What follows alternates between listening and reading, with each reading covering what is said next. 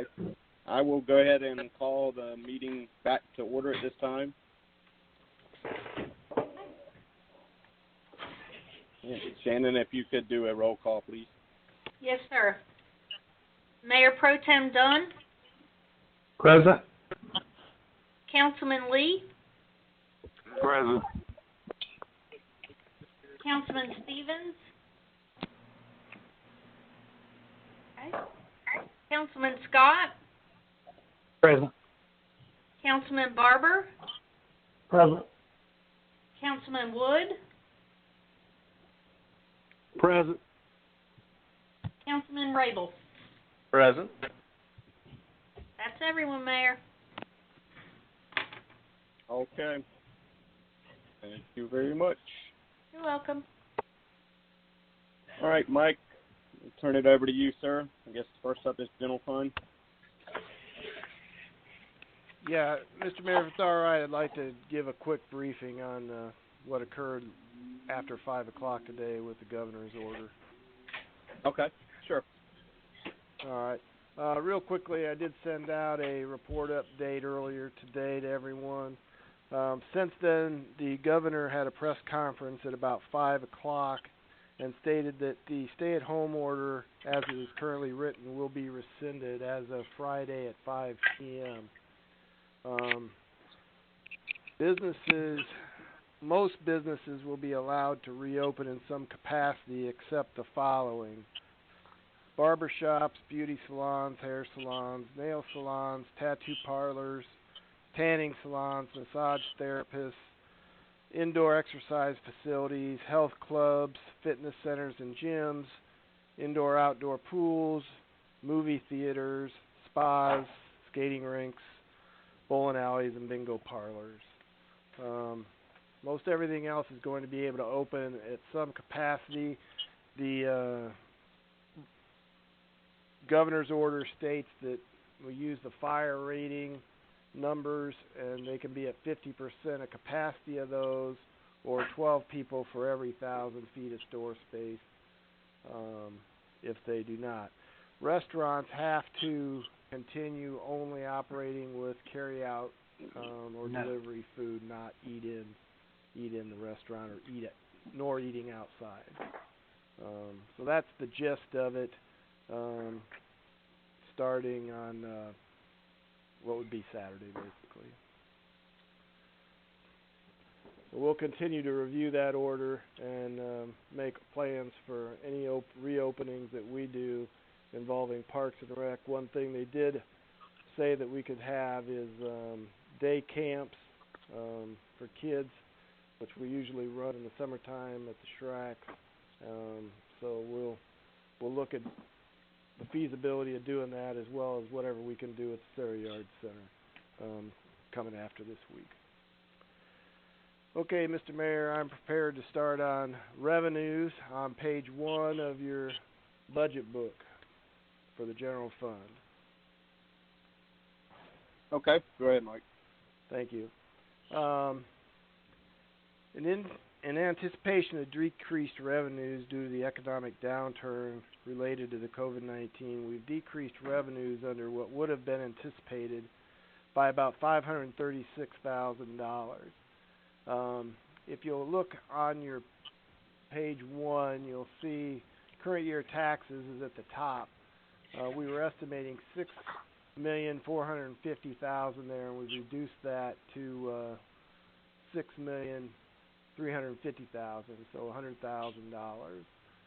If you then skip down to local option sales tax, which is what we're truly concerned about more than anything right now, we were anticipating $2.6 million of revenue there, and we brought that down to $2,147,000, which is $453,000 increase. We also decreased franchise taxes by $25,000, recreational receipts by $8,000, aquatic center fees by $43,000, track daily passes by $9,000, track rentals by $10,000, and track program fees by $55,000. If you move to page 2 of your budget book, in the blue highlight at the bottom, you'll see that this budget includes using $1,078,150 of fund balance. What this includes is the previously approved and ordered fire engine, which was $560,500. So we're proposing to pay for that as opposed to take out a loan for it. We always have $114,500 in Schrack fitness equipment, $145,150 in police radios, $91,000 in police cars, fire department, main fire department 1 roof repair of $87,000, and half the knuckle boom truck at $80,000. We put $80,000 back last year to purchase one in fiscal year 21 for $160,000. So that would be the second half of that purchase. Because our fund balance is high, the fire engine and the Schrack equipment were planned to be purchased out of fund balance in fiscal year 21. The remaining purchases are being made due to the anticipated decreased revenues. We anticipate the fire engine being delivered in January of 2021. However, due to COVID-19, this could get pushed back. We anticipating ordering the Schrack equipment in July. However, all the other capital purchases can be made after January 1st. That way we can better identify any unanticipated revenue shortfalls that might impact those purchases and come back to council if we don't feel we should be making all or any of them. It's important to realize that most of what we're seeing is affecting us now. We're not sure how this is going to affect us, this COVID-19 and revenues going forward starting in July. If the governor's plan stays in place, we should be back to pretty much having everything open by then. However, I think there'll be a new normal. I think certainly smaller numbers in restaurants and local distancing and how we're going to manage barbershops and salons and things like that will yet to be seen. But the order that is rescinded on Friday does allow our outlet center to open back up if they so choose. So that's a positive thing for us. Before I move any... let me touch on one more thing. On page 2, we also have $700,000 in loan proceeds. That's the only loan we're looking at taking out next year, and that's for the police department building expansion. It's likely that amount's going to be closer to $800,000 or maybe even a little over that following additional planning that's been completed since the budget draft was created. So we may be a little over that $700,000 figure, closer to $800,000. Before I move into debt service, are there any questions about revenues?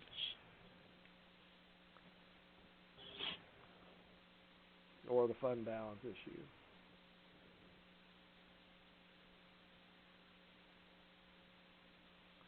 Okay. We'll move on to debt service, which is on page 9 of your budget book. Give you a second to get there.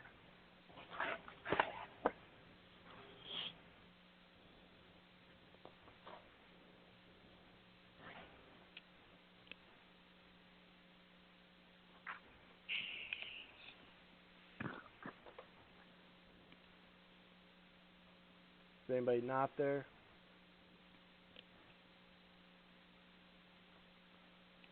Okay. You'll see that we've added the ladder truck of the fire engine number 3 as debt. We also added the hook leaf truck, which we still have not taken delivery of yet. So we're not sure how that's going to come together, but we are budgeted for the debt service payment next year. This year we did have one loan mature for vehicles with KS Bank. That included a debt service payment of $29,210. And we'll have a second rolling stock loan mature in fiscal year 21, freeing up another $78,070 for fiscal year 2022. As you can see here, we still have significant debt payments for the Schrack until fiscal year 2028, and for the Crossroads project until fiscal year 2044. We continue with the police department addition.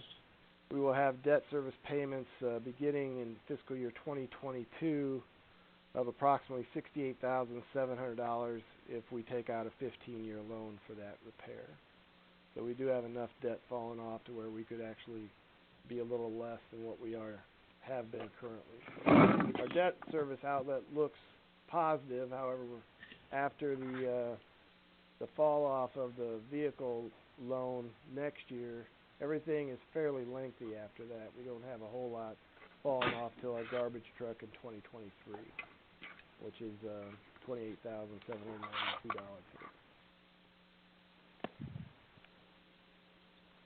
We also looked at the possibility, you may recall that the last time we purchased equipment for the Schrack, we did so on a basically a lease-to-own basis, and we made lease payments. There is an option to do that again if we so choose, but it does cost us additional money, and we do have the money to just buy it outright, so that's why we included it that way in the budget. Any questions on debt service?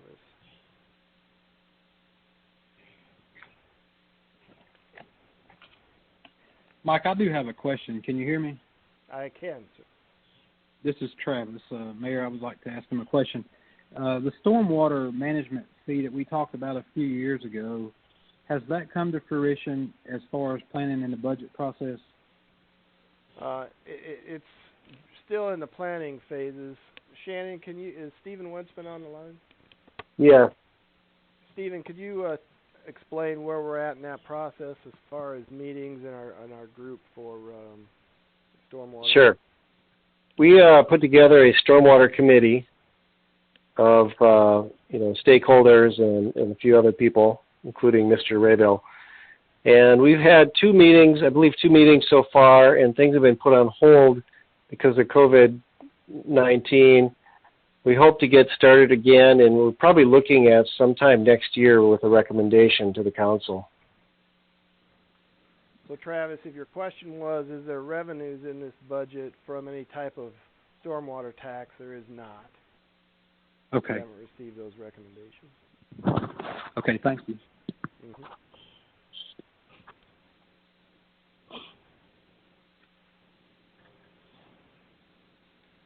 All right, we want to move backwards now to page 3. We'll start with our general fund departments. We'll start with general government. Give everybody a second to get back there.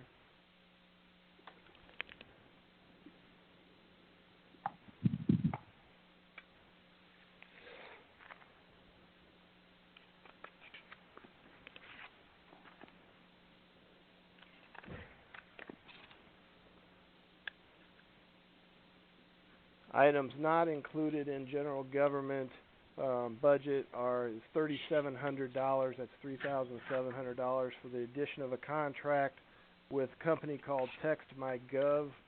This would allow citizens or passersby to text questions such as routine questions about their trash pickup, collection schedule, and receive canned answers that we would create with this company. It also has a feature to leave questions for staff, point out issues that need attention, as well as create opportunities for the town to send out group text to all these individuals at one time for those who choose to sign up for it. So it's pretty Mike, good. what page are you on? On page 3 right now, but I'm talking about something that's not in the budget. Okay, sorry, I was just trying to follow on. Thank you. Yeah, no. This would be something that's not included in the budget. Tim Kerrigan and I met with this company, and we thought it was a fairly viable thing. It's $3,700 first year and $2,700 the second year, and you have to have a 2-year contract. So it's be $6,400 in all for 2 years if we choose to go for it.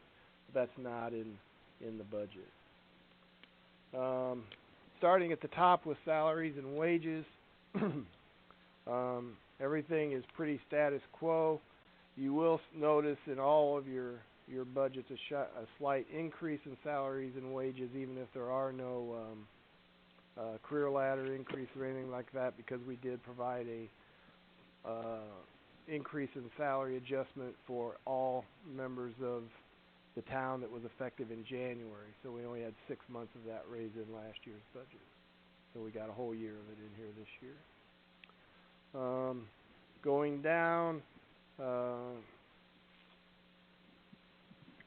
we talked already about retirement benefits, which have increased from 8.95% to 10.15% for general government people. Our medical insurance is also increasing, and we have two options for that.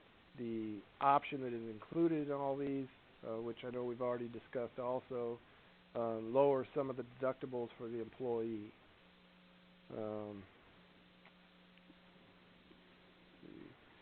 Under training, conferences, and education, we did add an extra $1,000 for additional IT training for our IT person. Eric is asked to go to some additional training that he needs. We also added an additional $15,000 of legal fees, making that $80,000. It seems like the more and more we get into some of the developments and things that we have, we are constantly looking for additional counsel to assist us with that. So we did increase that line item. We also increased audit fees, which is the next line down. That's 1202. This is increased because we do have this year-end financial statement reporting issue hanging out there that we all got the letter for that told us to prepare for next year from LGC. As it stands today, our auditing firm is telling us that they are partnering with another auditing firm, so they're going to do each other's work. But we're a little skeptical of that, so we've budgeted additional funds, but they may not be needed depending on how this unfolds. Going on to page 4.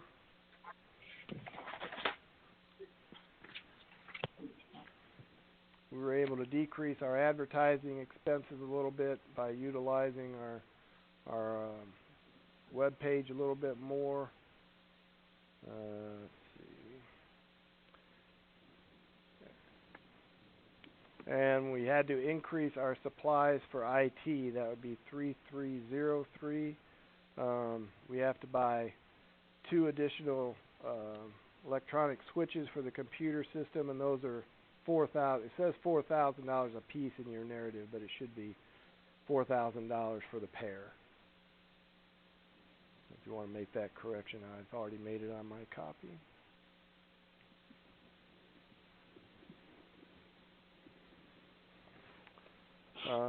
We have no real capital. If you go to page 5 for general government, we have 2 customer chairs at $500, and that is the only capital outlay for general government in this budget.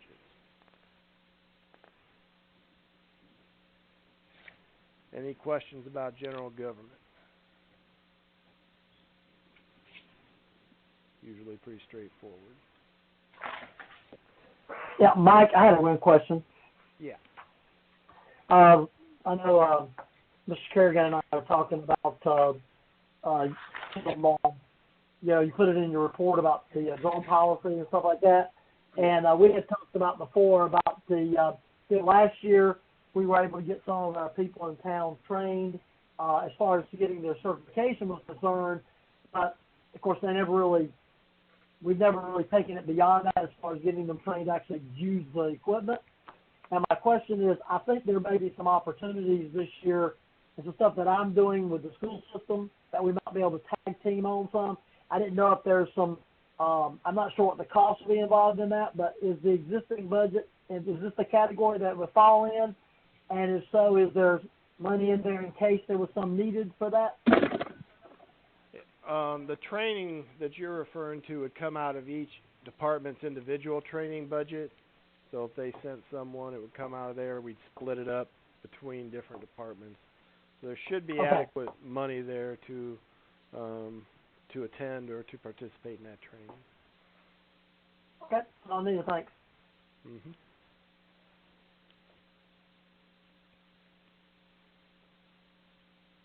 Any other questions? Okay. We'll move on to page 7. This is your non-departmental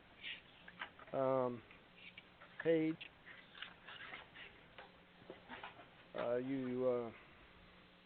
The council already heard requests from nonprofit organizations during the last meeting. Here in non-departmental, we also have other expenditures that fall into this category. On the top at page 7, we have insurance and bonds. This is where our workers' compensation insurance lies. We have good numbers and have actually seen our cost decrease for this year. That $113,565 figure that is there is a status quo figure because we didn't have our numbers in yet for the league. They have come in since then, and that number is going to drop to $99,300. So if you want to pencil that in, instead of $113,565, it'll be $99,300, and that'll be in all 3 funds. Each water, sewer, electric, and the general fund have the same amount. We divide that cost 3 ways, so that number will come down to $99,300 in each of the funds. I also want to spend a minute on the downtown development tax. Kind of want to remind everybody how that works currently.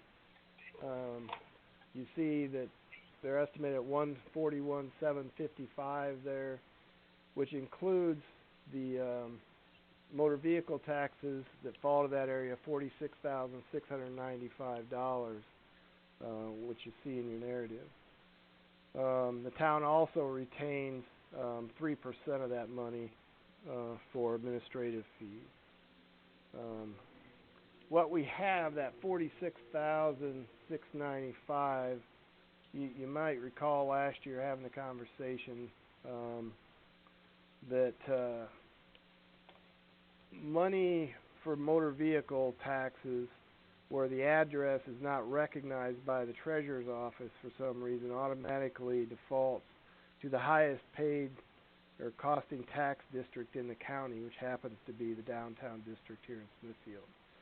So in 2014, we had $46,695 default to that tax area.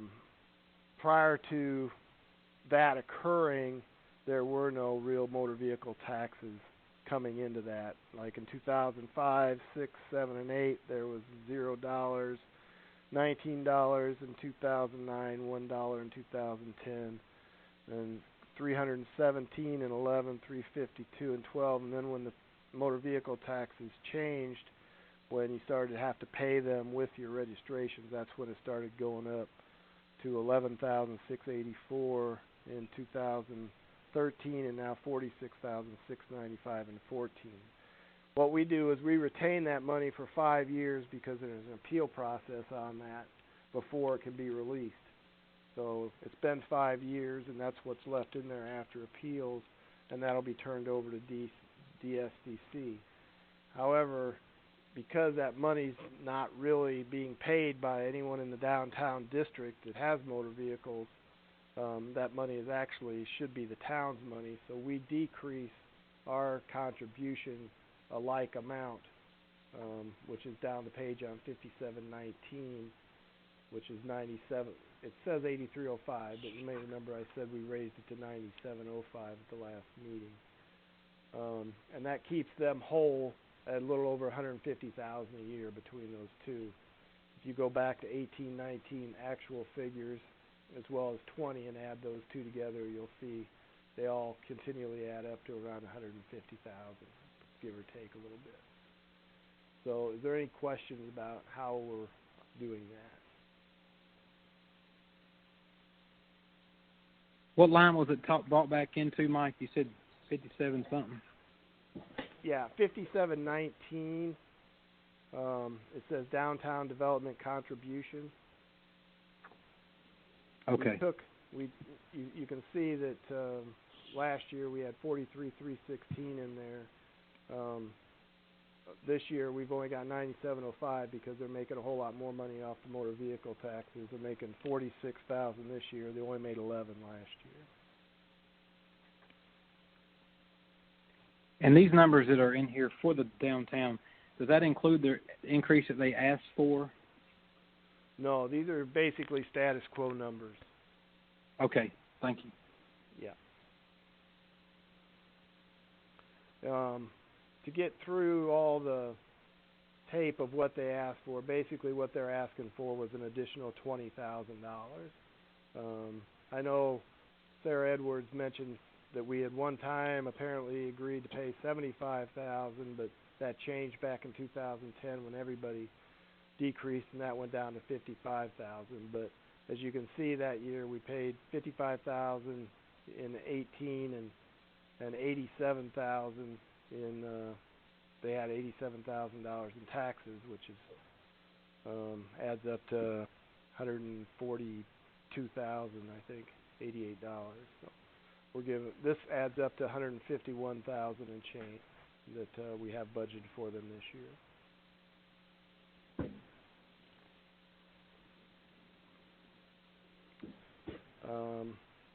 Also, I'll skip down to occupancy taxes.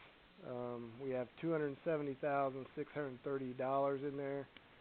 Not really sure where this number is going to fall next year. Occupancy taxes are taxes that are paid to our local hotels, and we basically act as a pass-through for that money. It comes to us, and then we pass it on to Johnson County Tourism. We retain 3% administrative fees, just like we do for the taxes for downtown.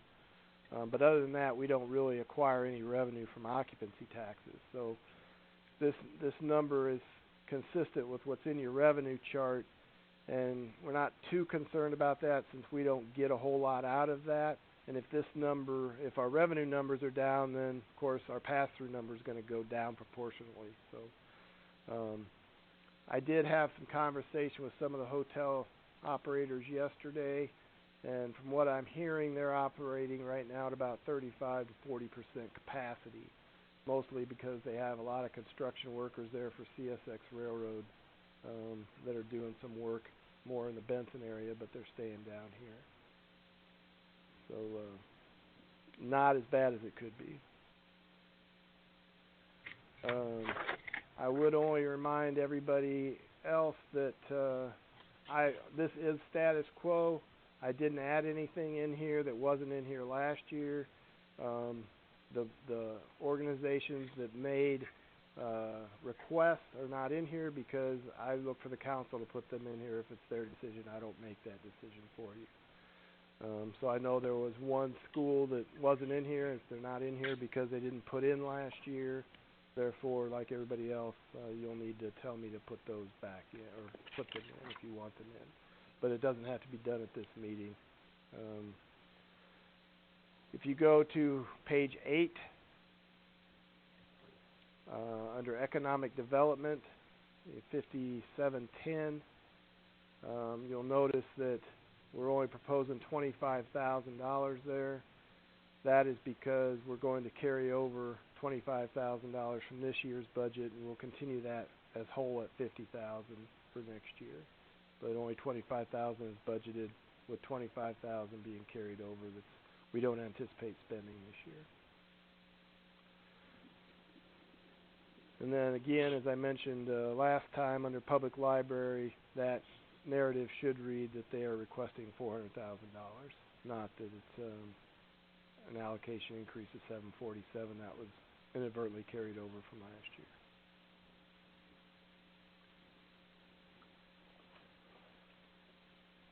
Any other questions? So essentially, they're requesting. Go ahead. Essentially, they're requesting $200,000 more than the $270,000 that we currently fund them. They're requesting $130,000 more than the $200,000. Okay, that math didn't add up. Okay. Yeah, $130,000 is what they're asking for, additional.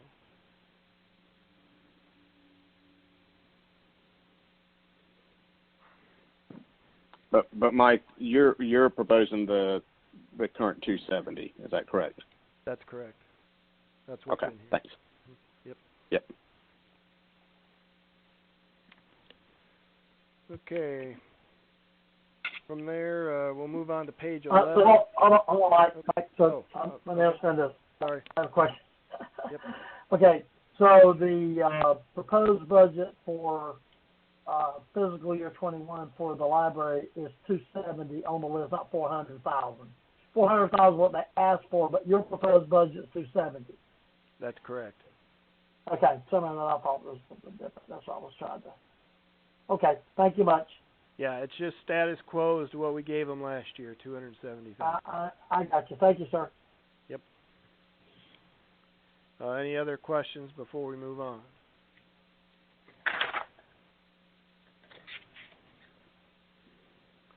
All right, we'll move on to page 11. We'll go to finance next.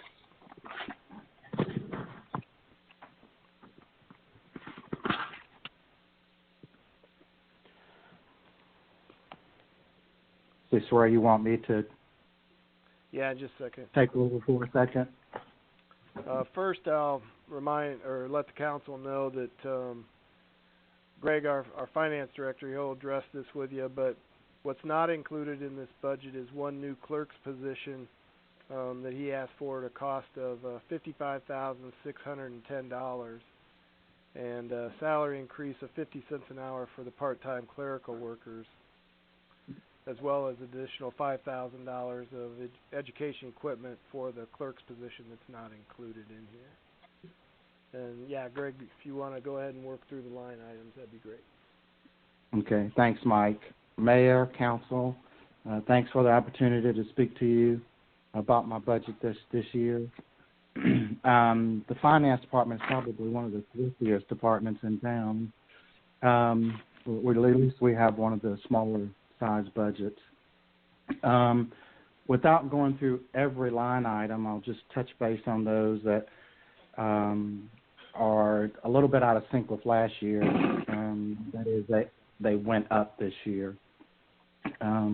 Starting with the salary line, to date, we still have not hired the approved position of the assistant finance director. Our delay simply has been where to place him or her. We have outgrown our department, and so we do have some ideas about how to make more space. That would involve moving meter readers and our billing supervisor over to the electric utilities building. At this point, that's our plan, and the cost for additional furniture for that move is within this budget.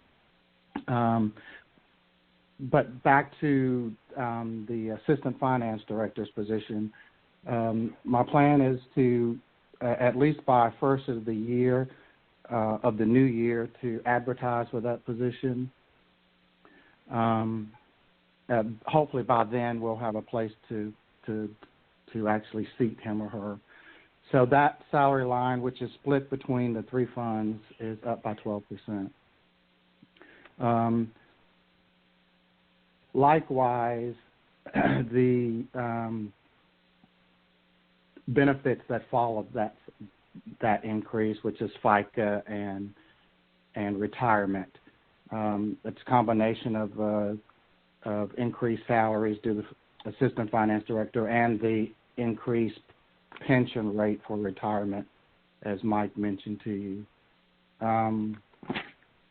Outside of that, the capital outlay line includes some new furnishings and a laptop and an additional spare desktop.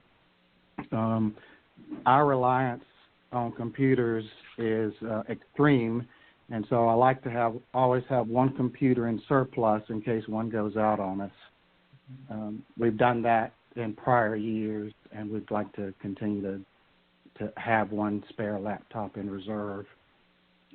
As Mike mentioned, I did request this year one additional customer service rep position. for as long as I've been with the town and for many years before, to my knowledge, we've always had one customer service rep that's currently filled by Elaine Andrews. That job is one that keeps her extremely busy, and typically when there's spillover, as much as I'm able, I handle or deal quite a bit with customers. I did check for towns our size, and other towns are probably wondering how we perform with one customer service rep. Most towns our size have 2 to 3 times the number of customer service reps that we have to deal with customer inquiries. But for the time being and in the present condition, Mike saw fit to put that on hold. But I did want to mention that to you.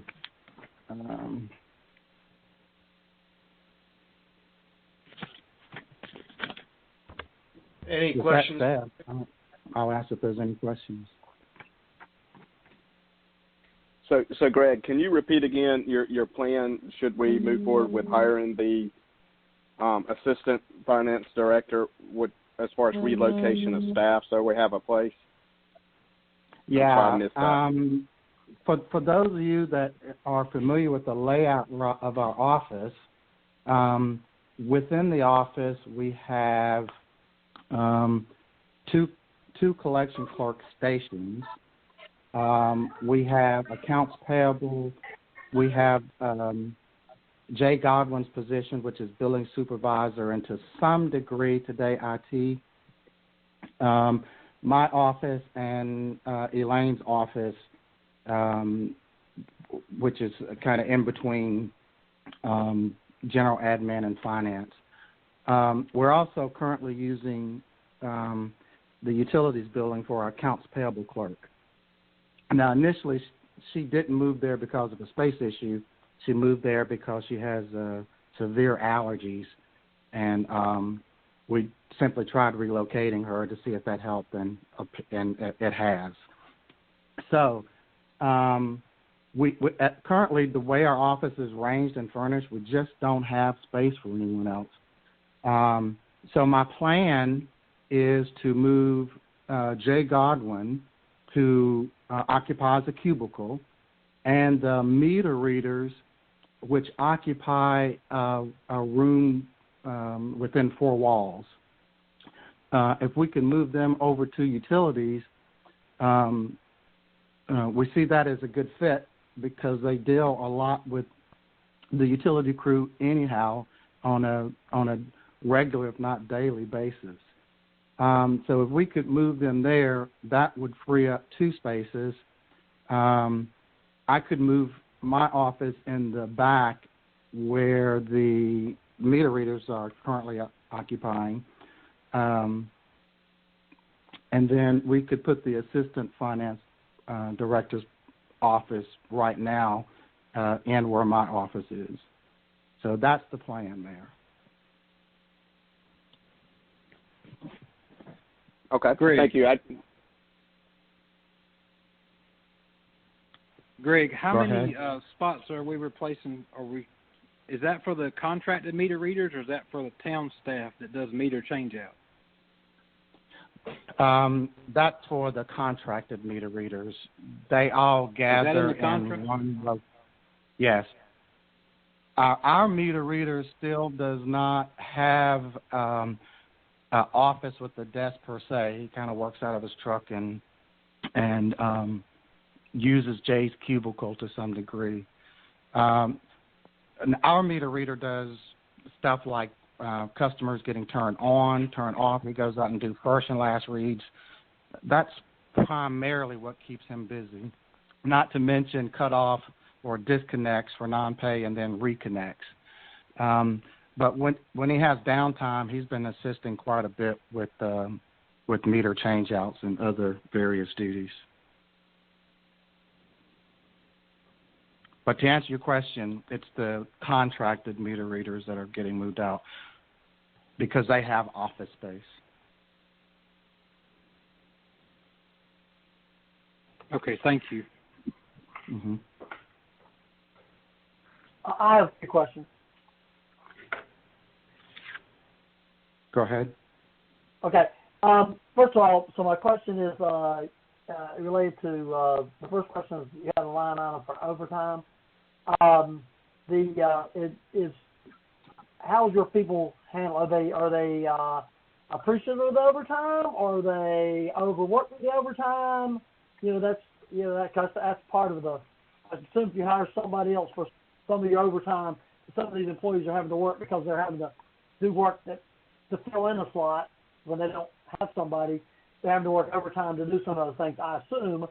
So the question is, the amount of overtime that you have doesn't appear to be a large amount of overtime. But correct. It is not. Go ahead and finish your question. No, that was my question. My question is, you're asking for another customer service clerk.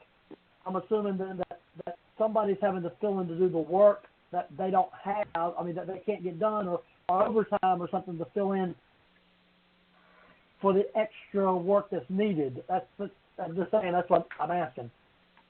So no. Greg, is Elaine's current position is a salaried position? Is that correct? No, it's not. It's hourly. Elaine's is hourly? Okay. It's hourly. Yeah. But go ahead. Sorry to interrupt. Our overtime typically, or as of late, has to do with the time required to input new meters once they've been changed out. Because essentially, customers are getting billed under two different meter readings. And so we have to go in line by line or account by account and key in the serial number, at least I think it's called a serial number. It's kind of like an identification number of the meter that's being changed out. And that meter is permanently assigned to that address. When we're in high gear with those meter change out, that's one thing that has to be done that tends to lag. And so we have Elaine and Audrey mostly that occasionally will stay after hours or come in on weekends to update internally all the required changes when a meter's changed out. So it has nothing to do with people working extra because we historically just have one customer service rep. Our one customer service rep that we have is she just works. She's experienced, so she works at a tremendous speed compared to someone that didn't have the years of service that she has. The spillover usually falls to me. But I have found, as great as our customer service rep is, when I do spot checks, I occasionally find mishaps, and it's because she's so overwhelmed. And so what we will see is a better quality of work and customers getting more attention of the attention that they deserve. So I guess the question is, if you had to list items for justification for a position, because I know how that's what I had to do. So if you're having a new position, you have to justify the position. So the justification is, one, better customer service. That's what you're saying. Right. I heard you say. What are the other benefits for the new customer service representative? Additional, not new, but an additional, okay. Right? Yeah, just quality of work would be the additional. I do spot check behind all of my employees, work from time to time. And so, but I don't check 100% of everything. I just don't have the time for that, and I don't really think that's the intent. I just spot check. But I do think that it would eventually save the town a little money by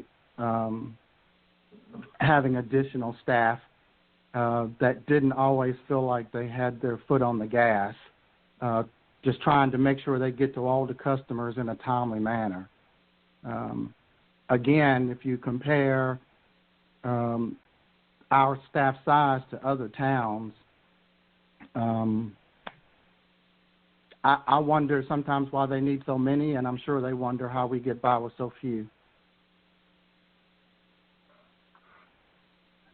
Okay, I have one other question, then I have a question related to the assistant director position. You can correct me if I'm wrong, because I'm trying to remember the discussion that we had about the assistant director position when it was brought up last year, as we're going through this process here. And one of the things my understanding is that that because a lot of times, for this purpose, the same thing you're talking about here, that sometimes you're having to fill in different places because of lack of people. One of the things that a new assistant director could do was fill in that gap that you're having to fill in today, so that you can keep focused, and this person would be more knowledgeable about, be more of kind of a not just helping you, but could be fill in as needed around the things that you had been having to do, but you had to take your focus off that to do that. I kind of thought that was one of the purposes for the assistant director position that we had agreed to do. Am I mistaken? And you are partly correct, Councilman. The assistant director position would allow me the time to concentrate more on the big picture. But because we only have one employee per major function, we got one employee for payroll, we've got one for accounts payable, we have one that's Jay, that's responsible for making sure all those meter reads are in the system, reviewed, and responsible for billing. Today, if we were to lose any one of those key employees, it could potentially be catastrophic for us. So my primary role for the assistant finance director position, in addition to ongoing training that would put them in a position to one day take over when I retire, would be to act as a backup billing person. That is a key position. Jay has been doing it for years. It requires a lot of time and attention. Now, he's been doing it for years, so he's quicker at it than most. But that position is vital to us, and I have not been able to cross-train anyone in that position because we all have our own responsibilities. So our assistant finance director will be unique in that they will be able to fill in that position if needed, if the day should ever come, just as a backup, as an interim.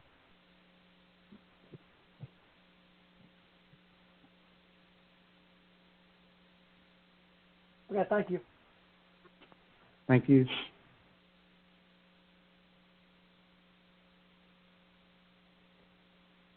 Any other questions?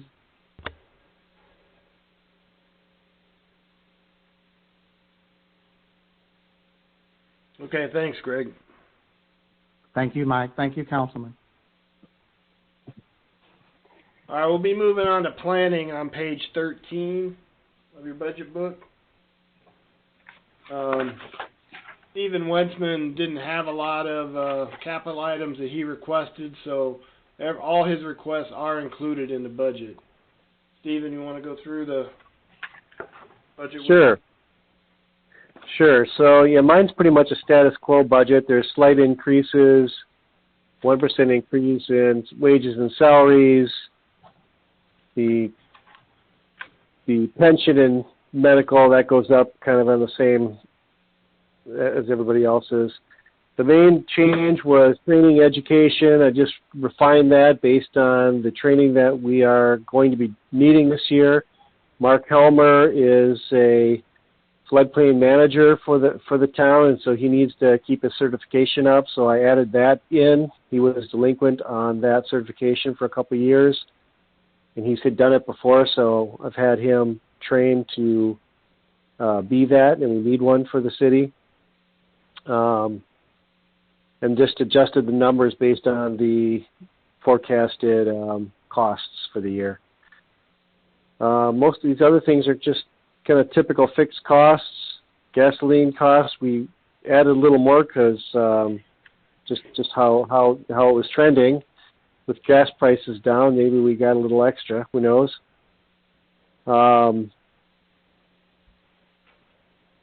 And the bike ped planning carryover, we applied for a bike ped grant with the NCDOT last year. We were shortlisted with the idea that additional money would be released from the legislature, and that never happened. So they've asked that we reapply this year, and so we've carried this money over so that this would be our match for that grant if we were to get it next year or this year. Given the state of the NCDOT finances, it's uncertain whether there will be any money for bike ped grants this year, but we're going to try again. And the biggest thing that changed is we're done with the comprehensive plan and the transportation plan. Those projects are closed out, so they are no longer in the budget. And so really that's about it. I do have a capital outlay of $12,000 for my office remodel. All last year I tried to, in multiple occasions, tried to get contractors to come in. They would come in and look at the project, but then they would never contact me again. So I think it's a small project, maybe not worth their time. We'll see what happens with that. I'll try again now that the economy is changing. And with that, has anybody got any questions? So, Stephen, we did budget for that last year, your office, correct? You just weren't able to get it done, so it's just carrying over. Right. That's right. Okay. All right. Okay. I have one question. I'm just curious because I looked at everybody else's budget. I didn't see this one item. Under the category for telephone, the last sentence of it shows a 20% change. And on the last part, it says monthly lease office phone. So I don't know, a monthly lease office phone. I don't see that in the other stuff. I don't know. Are we leasing our office phones? If you are, it's not in anybody else's budget. So I didn't know what that was. I'm not entirely sure either. That is something that is a line item, and I believe we're just a percentage share of the town's costs for the telephones. But maybe Mike could speak to that. Yeah, that's a carryover. The phones that we have, we own. We're not leasing them anymore. There's some ongoing expenses in that line item for phones, but it's not a lease, and that should be taken out. Okay, so you're going to take that out, I think, whatever you're going to. Yeah. It was still $875. I assumed that up to $35.40. That's correct. But we do have cell phone service for my staff. We're frequently needing to get a hold of each other for various reasons after business hours. Sure, it shows that I didn't have any trouble. I just was curious about that one because I didn't see monthly lease office phones. I didn't see that in anybody else's budget. That's why I went trickles, and I just wondered where that came from because that just didn't look like it was kind of out there in left field somewhere. Sounds good. All right, thanks.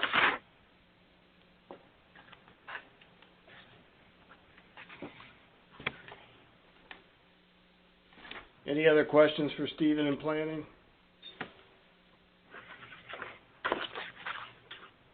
Hearing none, we'll go on to page 15, which is the police department.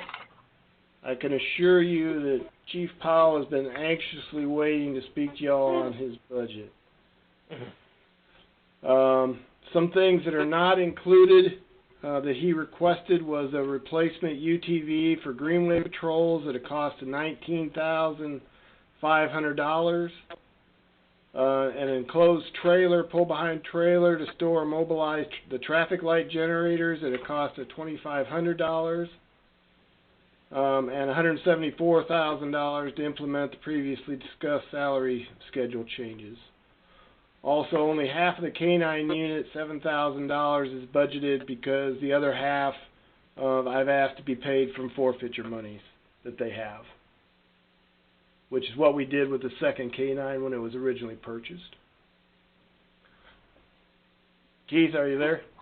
Yes, sir. You go ahead and start when you're ready. Mike, what was the first one for 19,500? I'm sorry. Yeah, that's for a replacement all-terrain vehicle to patrol the Greenway. They have a Kawasaki Mule vehicle now that they use, and they're wanting to replace that. Okay, thank you. I just missed that. I'm sorry. Yep, no problem. Go ahead, Chief.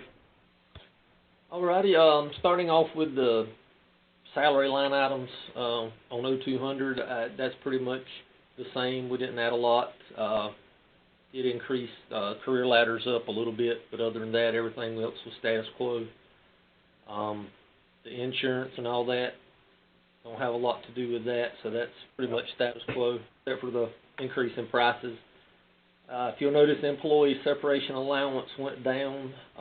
Steve Gillikin comes off in June, and Joey Cuddington will go off in November of 2020. We did add Dale Wood on. He retired last week, so he was added back on, but it still dropped 20%. In the training and education line item, I added $1,000. I've had two officers that have started classes, college classes, and they asked about the tuition assistance, so I added that in this year. That's the increase for that. Telephone line item, that one stayed the same, didn't change. Utilities stayed the same. We're meeting everything that we need to meet under the current price. Then moving over to line item 1700, that one went up a little. I actually, we've got some older radars that need repairing, so I added $1,000 into that section. We got some radars that need to be replaced, and along with everything else, the prices have gone up. Laptops have gone up, and our patrol rifles have gone up. So those were the increase in that line item. Contracted services, 2,900 stayed the same. Nothing changed on that. Fuel, I bumped it up about 300 gallons from. Well, actually, I bumped it up because of having a couple of extra take-home cars, the guys that were taking their cars home. And so I increased that up a little bit this year just to be on the safe side, which we would probably be okay at our current rate. Vehicle maintenance, we're well under that this year, so we're good, so that stayed at zero. 3,300, which is supplies and operations, it went up, I moved it up just a little, and that was mainly because of ammunition supplies went up, and our wireless MDC, we had to have 2 more of those for the additional cars, and the replacement of computers, they went up again a little bit this year. So that was the up on that part. Uniforms went up due to adding in 41 helmets to use, right helmets or helmets to use. We have to have helmets. Now, when we go to the firing range and we do our training in the shoot house, we were fortunate enough to get some donated that we use there now, but they're beginning to get outdated and old, so we need to replace those. So that's what increased that line item by 12.5. The laundry and dry cleaning line item, I actually reduced it by 500, and we'll still be well under in that line item. The officers take advantage of it, just not as much as others. The COP projects, 3702, I dropped it by 1,000. We've not had a COP officer, and that line item has been pretty good, so I was going to ask the manager about holding over some of that money for next year. Hopefully, if we can get staffing back up, we'll get that position filled.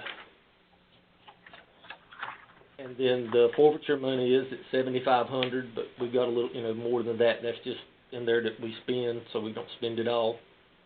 And then contract services went up. We have added an IDI core, which is a phone tracing system that has worked out very good for the guys in the back. And we've also partnered with or are working with Triangle J Governments on recruitment and retention of officers. It's a new program that's out of Durham that we're working on. It's actually for recruitment. And those two items are why that line item went up. And then the capital items, we have replacing 3 existing patrol cars. I hope and pray that we can go back to Chargers. Don't know yet. That's still up in the air, even with it switching over. Guy we've been buying them from said he wouldn't promise any Chargers, so we just have to kind of wait and see what happens. And the replacing the K9, which is $7,000. We've got plenty to cover. Well, we've got enough to cover the other $7,000 to get that second K9. Our first one that we got last year is doing outstanding. Very good dog. The replacement of the vehicle radios, we just got through replacing all our portable radios, which are now Phase 2 compliant, and we can talk with the Sheriff's Office and other agencies. And all of our patrol car vehicles have the Phase 1 radios, and they will, as they are going out, they're not repairing them or giving us any LID numbers to keep them in service. So we've got to start with replacing those. Last year we skipped the year on cameras, so we need to replace 2 WatchGuard cameras. As Mike said earlier, the building expansion is roughly at $700,000. Talking with those guys and doing a little bit more work, changing a few things around. It could be a little bit more. We're actually looking at doing more office spaces in the building, redoing some of the stuff in the building. Now would be the time if we could do it.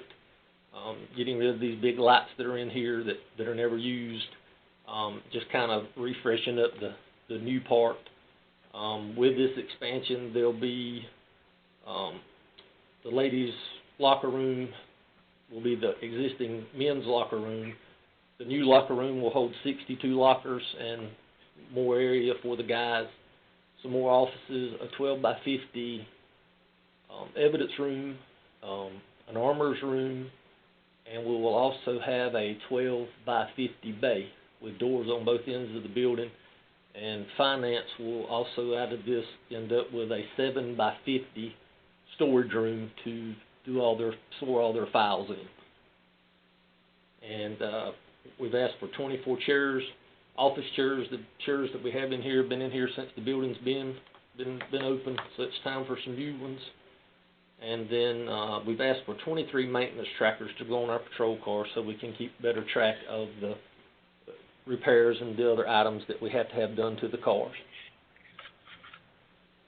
And that's pretty much it. Anybody got any questions? Chief, this is John Dunn. How are you doing? Sir. I just had 2 questions, one of which is really simple. You had indicated for the fuel, you added some extra fuel for the take-home vehicles.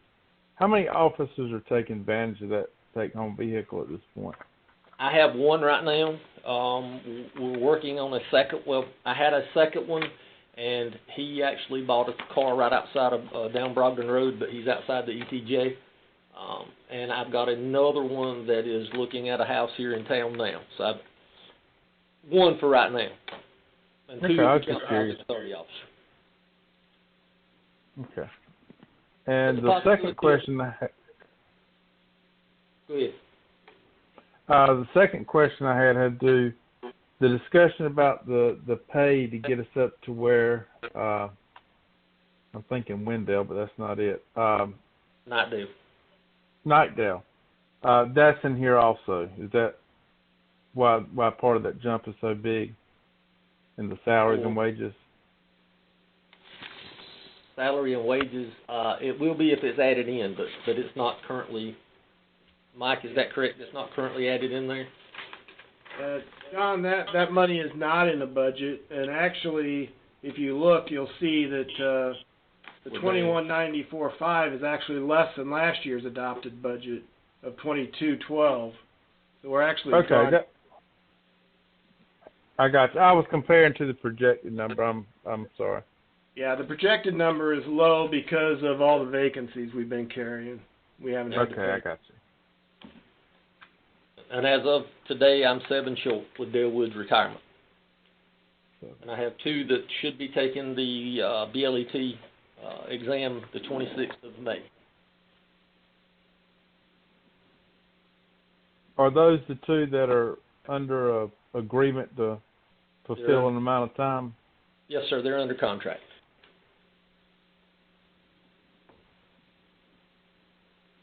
Great. Good.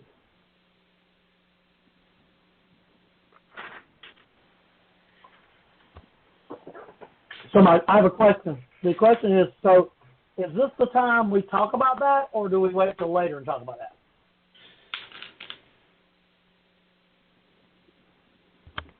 Talk about what? About the salary that we remember, kicked that can down the road because we're close to budget time. Now we're in budget time. So is now the time to talk about it, or do we have other time later on in this budget process for us to talk about it? We'll be going through. Oh, go ahead, Mike. I was going to say we'll be going through all the departments hopefully today, and we will have additional budget meetings for the council to discuss what it wants to. But I would leave it up to the mayor as to how he wants to, and when he wants to talk about that. Yeah, that's what I was going to say, Mike. I mean, we're going through it now. There will be opportunity to, once we get through it and see we can speak to it now if you want to, Councilman Barber, but, you know, I was thinking we'd go through it, we'd see the big picture of everything, and then come back and start drilling down where we need to or making adjustments where we needed to. But it's certainly fine to go ahead and speak to it now if you'd like to. But I certainly wouldn't recommend making any adjustments right now until we see the entire budget or go through the entire budget. Well, I just want to make sure that we have it, that we don't pass this subject over. I think this is very important to a lot of people. And I just want to make sure that we didn't, as we went through, we didn't just say, because I think one of the issues that we've had this discussion on is the fact that we need to look at that salary, the competitiveness of what we pay compared to those people that we lose people to. I understand some of the other nuances of that, but I just want to make sure that we have an opportunity to discuss it. Now, you know, I'm okay with us if we're going to have an opportunity to set aside as part of our discussion. I don't have a problem with going through everything one time, and then everything's done, then go back and look, is there any changes or anything we want to change in each department? If we're going to do that way, I don't have a problem with that, because we kind of cover everything, know what everybody wants, we know what everybody wants, know what everybody's asking for, and then go back and, having that understanding, kind of go back and look at what we want to add or take away. Is that what we're doing? Yeah, and that's how we've done it for the last 21 years I've been on the council, so I don't see any reason why we wouldn't continue doing that now, sir. I'm good with that then. I guess I was sleeping. I wasn't meaning that sarcastic. I'm just saying in general. I didn't mean that sarcastically. Sorry if it came out that way. That's okay. No, I was merely saying is usually we do walk through it, and then people do give their opinions, just like what you were just saying, Councilman Barber, and then we come back and make adjustments as needed, unless it's, you know, usually small adjustments that we could take right on the spot. But normally that's how we do it. Okay. And if we didn't do that, we certainly will do that this year. And I just want to. I know last year we did things different in the fact that we went through and talked about a lot of things that we wanted to add or that we were interested in adding, and all that was done way up front. Or did any of this other stuff? So what would that say? We didn't do that this year. So I'm saying the process we followed last year was not the same process we're following this year, which is okay with me. I just want to make sure that we don't skip over this. I think this is a very important topic. I want to make sure that we address it. But I have no problem at all with going through everything, like you said, and seeing what everything is, and then going back and looking at it. So I don't have any problem with that. But I'm always speaking for me. I mean, we got 6 other people here. I will tell all the council that I make a note anytime someone wants something brought up later, so I make sure it does come up and an opportunity is presented to discuss it one more time. I would say that this budget has changed a little bit because you may recall we had a budget workshop scheduled before the draft went out, and we had to cancel it. And at that meeting's when we would have had that discussion that you just described, Councilman Barber.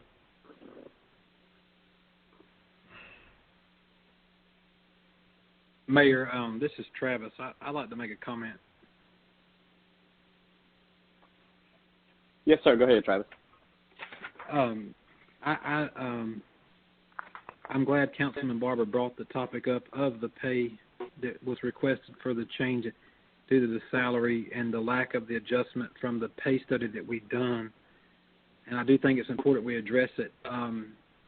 I would ask that, if possible, that the manager and the police chief could pull together those records that they had prepared that they did not get to discuss when it was tabled back several meetings ago, so that we can get an explanation of what their plan was. There were several plans in that presentation, and if I recall correctly, some of us council was concerned about the overall change for commissions, and I had the chance to talk with the manager and the police chief, and I was explained it different, and I don't think they had a chance to share their vision for that program. And I just would like to see if they could bring those records back so we can actually have a discussion about that to get that fixed.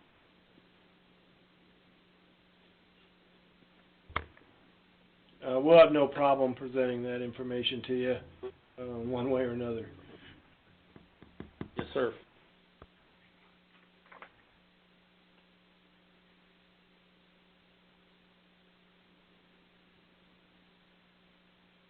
Other questions for the police chief on the budget?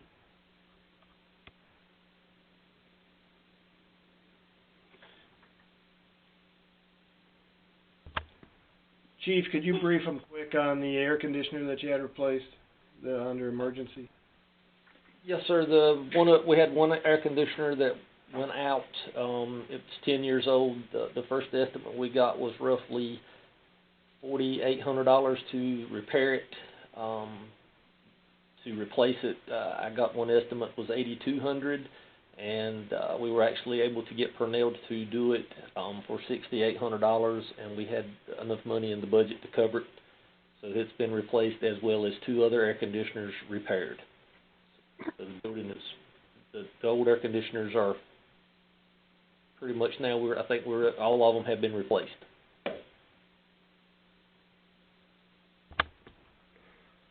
Also, if you wouldn't mind, can you go to the capital outlay on page 17, the maintenance trackers? You touched on that briefly, but that's actually a lot more than a maintenance tracker. Can you talk about that a little bit and what that's going to bring to you over what you have now? It actually, we have ways with GPS trackers in our computers now, but we're having a lot of issues with those trackers, and this will actually allow us to set parameters. We'll be able to monitor the cars a lot closer, the speeds, how long they sit in idle, where they sit in idle, can give us a lot more information than what we're currently working with now. It has been an ongoing battle with these trackers that we have in the GPS trackers with the computer systems. They go out, have to be logged back into repeatedly to keep them working, and we've worked repeatedly with this system trying to fix it. So I think Lenny actually has this system over with Public Works with his vehicles, hasn't had any issues with it. So we're just looking to kind of do something that gives us a little better accountability with our cars. Chief, is this a one-time deal, or is there a maintenance fee with that tracker? It will be a yearly fee. It's just a second. I'll have to find it.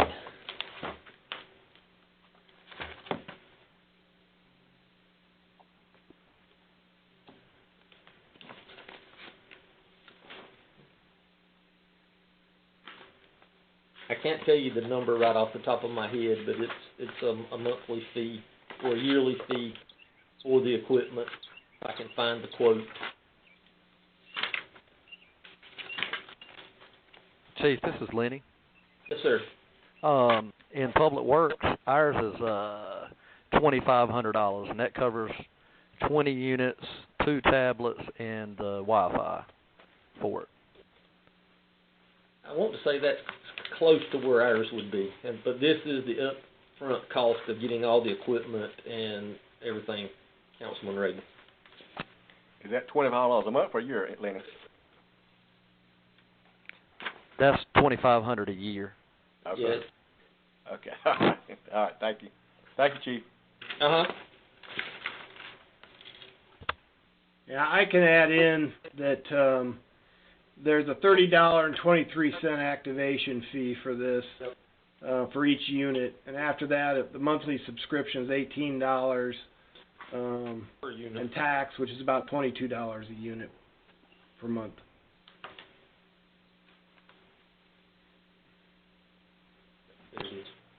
Okay, so if these trackers, they'll ping you, like if they're in a high-speed chase and they're going 90 or 100 miles, it'll ping you, let you know that they're speeding or whatever. Yes, I'm sir. assuming it'll do all that. It will do all that. Okay, sounds good. Thank you. Mm-hmm.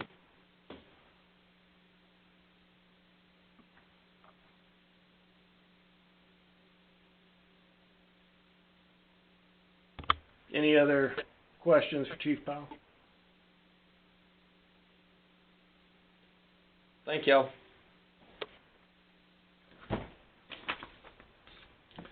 Okay.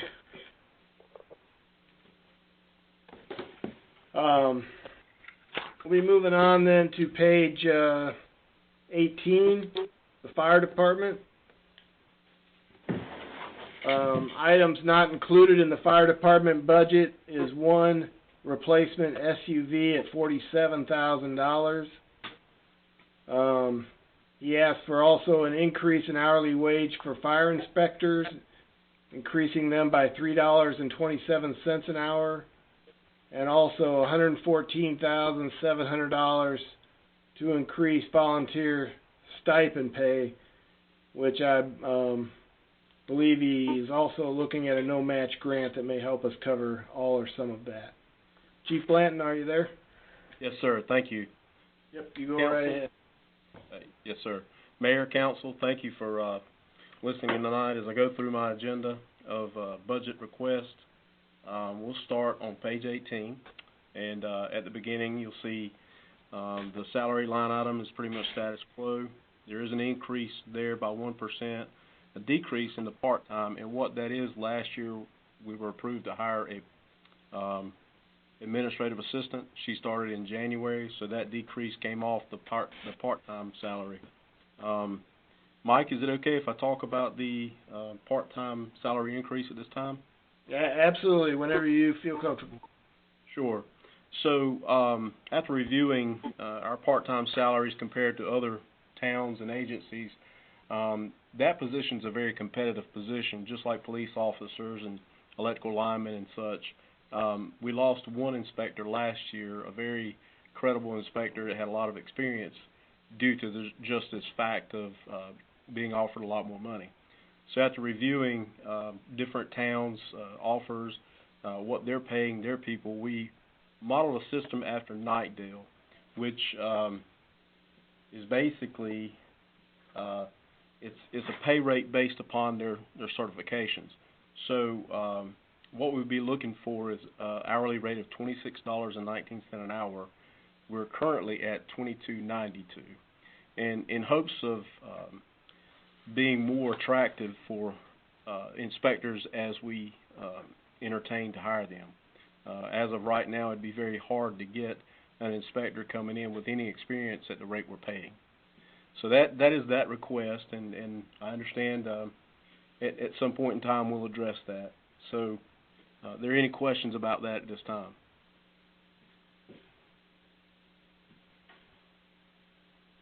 Okay, seeing that there are none, we'll move on to the volunteer firefighter line item. Originally, I did ask for an additional $114,700. The request was for a total of $232,700. The reason this request, as you recall, every year in my goals, our largest issue is personnel on fire scenes and such. So, for an example, last year we had 84 structure fires. Of those 84, we were only compliant with 20 of those calls. And what does that mean? Being compliant with NFPA 1710, 1720 means that you must, from your own department, have at least 12 personnel on scene within 8 minutes. We were not able to do that. For 20 of those calls, we were. So we do receive mutual aid.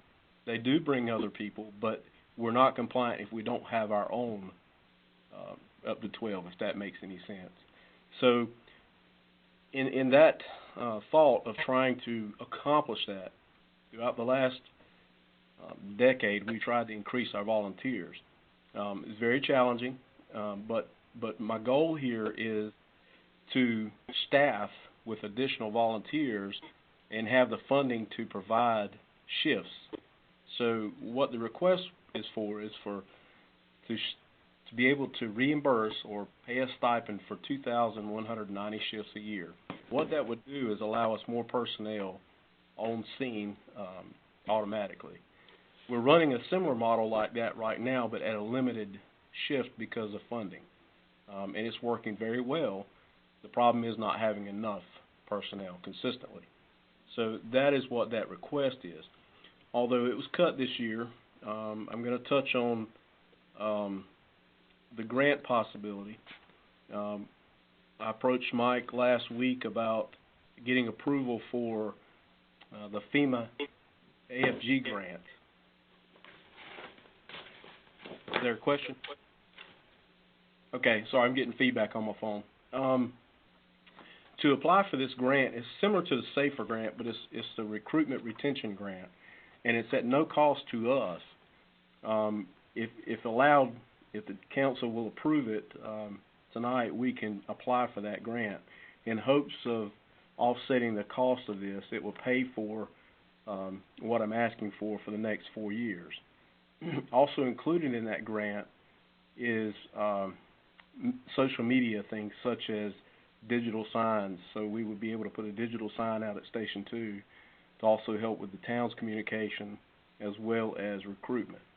So if allowed by the town to apply for that, this grant, by the way, closes in May 15th, so I would need to know if that's something the town would choose to do. In doing this, it would help us offset this cost to allow us to staff the fire trucks more consistently. And basically, that's the gist of that. Do you have any questions for me at this time? Bland, this is Councilman Lee. I just need some clarification here. So basically, a volunteer gets some kind of check. They get paid. Is that what I'm hearing or reading? Yes, sir. That is called a stipend. It is legal through FLSA. It's called a stipend based upon their cost of travel, time, and uniform uses such as that. So the town's already been doing this for years. They're not an employee. They're not part-time. This is just basically a stipend. Okay. Thank you, sir. Yes, sir. Thank you. So Chief, can you help me?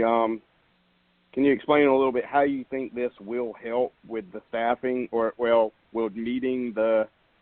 What did you say? Must have 12 from your own department within 8 minutes. Because these will still be volunteer. These will still be volunteers, correct? Yes, sir. That's correct. So we'll maintain the 6 currently daily we have. And then we would ask to add 3 volunteers. It'd be 2 shifts a day, be 12-hour shifts. And again, like I said, the ones that are doing it now is actually working pretty well. And what this will give us is 9 during the day. It would be 6 full-time, 3 volunteer. Having them on a consistent schedule like that would count towards your personnel in our ISO rating. You know, as before we went through that, you know, it always was told that a volunteer counts as a third, but if you've got them on a consistent schedule, they can include them as 1. Yeah, I know that's very confusing, but that's how they look at it. And then, you know, that would fill in for the additional as they're called back consistently we're running about average of 4 to 6 volunteers that respond on structure fires, but it's just not enough to get the numbers, if that makes any sense. Did that answer your question there? I'm not sure. Okay. Yeah, I guess now, because you just mentioned 9, that would put you to 9. But I thought you said you had to have 12 within 8 minutes. Yes, and so you're saying the volunteers would still respond. Okay, Yeah. go ahead. I'm sorry. Yeah, so you're saying from the ISO rating, the 9 would help you, and then you should be able to get 12 from your other volunteers. Is that Right. what you're saying? Yes, sir. Okay. Yes, sir. Gotcha. And then the ultimate goal in the long-range plan here would be to offer enough shifts to have a complete 12 volunteers. Not necessarily 12, but 6 paid and 6 volunteer throughout the 4 years is the goal. That would be meaning you would have to add more volunteers, and that's part of this recruitment retention grant. So what I'm hearing, though, and correct me if I'm wrong, it doesn't sound to me like we're having an issue then, if this is what we're going to propose, with actually getting volunteers. It's actually paying the volunteers. Yes, it'd be a stipend. Mm-hmm. Right. Okay. All right, I got it. Okay. Thank you, All sir. right. Any other questions? Yes, sir. Thank you. Yeah. John, so what is the stipend for 12-hour shift for one firefighter?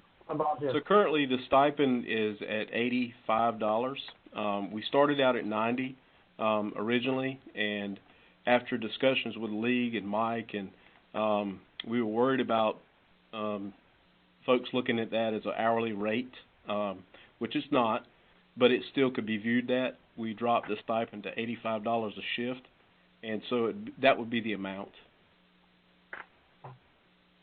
So you got three volunteers coming in for $85 for 12-hour shift. That is volunteer. Yes, sir. That's correct. Correct. Below minimum wage. Mm-hmm. Yeah, it's what it is. What you're doing is you're providing some small incentive for them to say, well, at least I made something during the day. It's not a lot, but is that correct? That is correct, and this is not only done by us; it's done by many fire departments throughout the United States. It's nothing new; it's just new for us.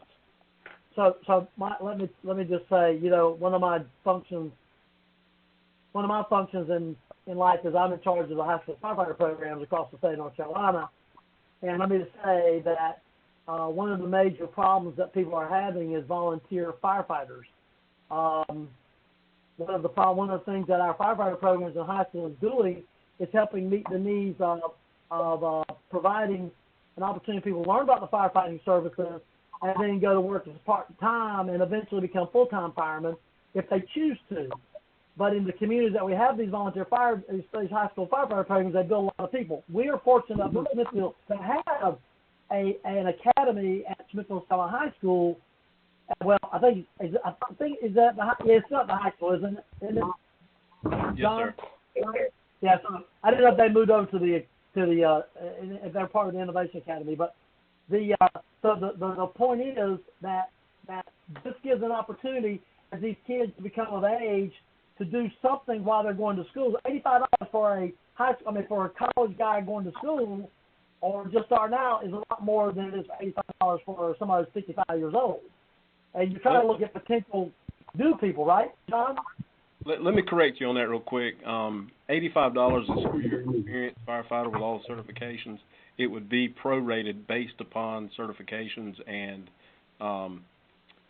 probation. So the probationary person will start out at 50. And, obviously, it's kind of like anybody else. You have to earn your keep, so to speak. So it's based upon certifications is how that works. Well, that's good. And no problem, of course, if they go to the high school firefighter, they should come out with everything except for fire control. So that works out well. So my question is, Mayor, can we just make a make a recommendation or make a move to allow that opportunity for them to apply for that grant?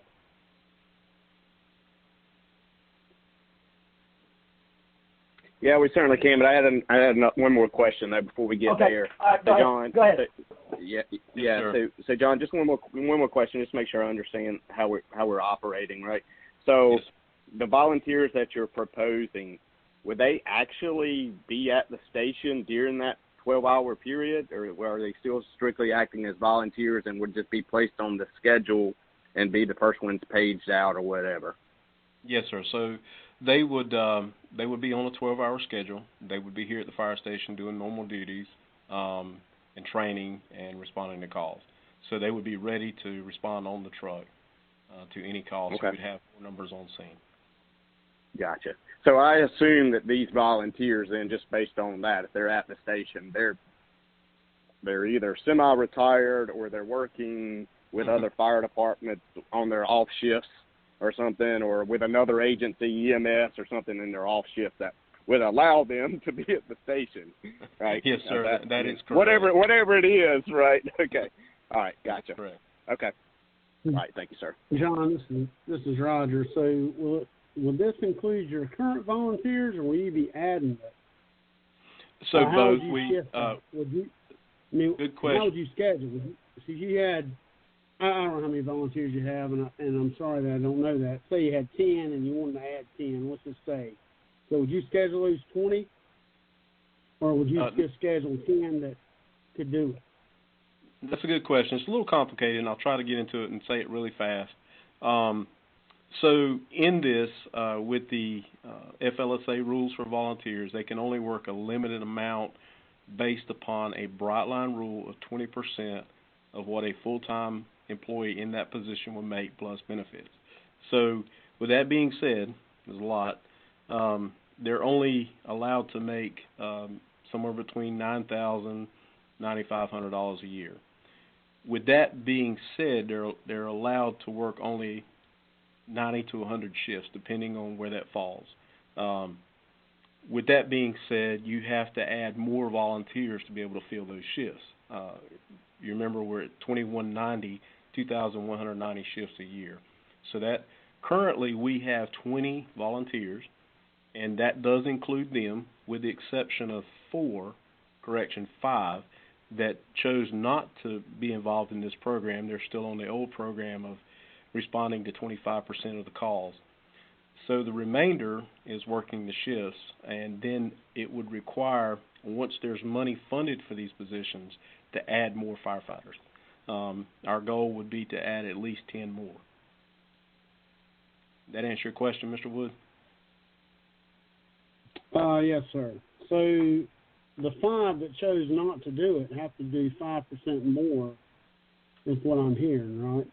No, sir. It's a little more complicated. I thought you said they had 25% calls and they had 20. So why wouldn't the 5%? Why wouldn't the 5 do it all? So let me explain that real quick. So the policy on Smithfield Fire Department has always been to maintain 25% of the call volume to maintain as a member. The stipend amount's always been the same. So that is the difference. The other difference for the shift, the ones that chose to do shift, are they get paid as, or reimbursed as they pull shifts. Does that make sense? So their minimum is 2 shifts. There's a totally different work plan there, and that's what it is. So the 5 will be paid normally, I think you pay it at the end of the year. Is that correct? Well, we had to do them all the same. Instead of doing it all once a year, we had to do it. We ended up, based upon the finance director's recommendation, do it biweekly. So everybody's now getting a stipend biweekly, just like everybody else. Okay. Thank you. So if that's the case, how do you know that the other volunteers are achieving their 25% call volume? Good question, Mayor. We run a report every 2 weeks through our fire reporting system, and it maintains our calls. Okay, so if I'm a volunteer and and I only go to 15%, I'm just using that as an example, but the whole year I got paid for 25, right? No, you'll get paid for that say 15. You'll get paid for that 15 during that pay period. Well, what if I didn't do the 15% all year? Oh, Then so you're saying each pay period they got to do 25% of the cost? Correct. Yes, sir. Right. Okay. So my question is, John, I think you answered it, right? So you do check it. So if they're not answering the 25% in that period, they don't get the stipend that week? That's correct, or sir. week? Yeah. That's correct. Yeah. Okay. And two, this also has proven to be a motivator and an incentive too as well. It's kind of like a diet. You go on a diet, you don't see any results for a year, you kind of get lazy, but this way you see it immediately, and you kind of want to, continue to gain that or lose that weight rather. In this instance, you're wanting to continue to receive that stipend. And one more question, John. I'm sorry because this is just new to me and I don't understand all this anyway. Yes, sir. But That's fine. is it 25% of call or whatever the number is? I don't know what you said. Is it 25% of calls or is it 25% of structure fires? Or how does that work for the volunteers? Yes, sir. That's a good question. So it's 25% of structure-related calls, all fires, and that could be brush fires or whatever. It doesn't include the medical calls. In that event, 25% is somewhere in the neighborhood of about 260 calls a year is what that volunteer would be responsible for. Gotcha. So, and again, I'm not pounding the volunteers. Don't get me wrong. Anybody that's on the phone, I'm just trying. I'm trying to understand this.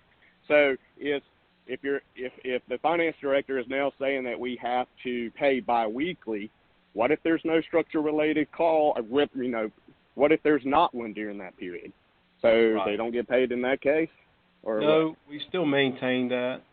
It's still the same payout regardless of what we were doing before. At the end of the year, right? It still will end up whatever that amount is, right?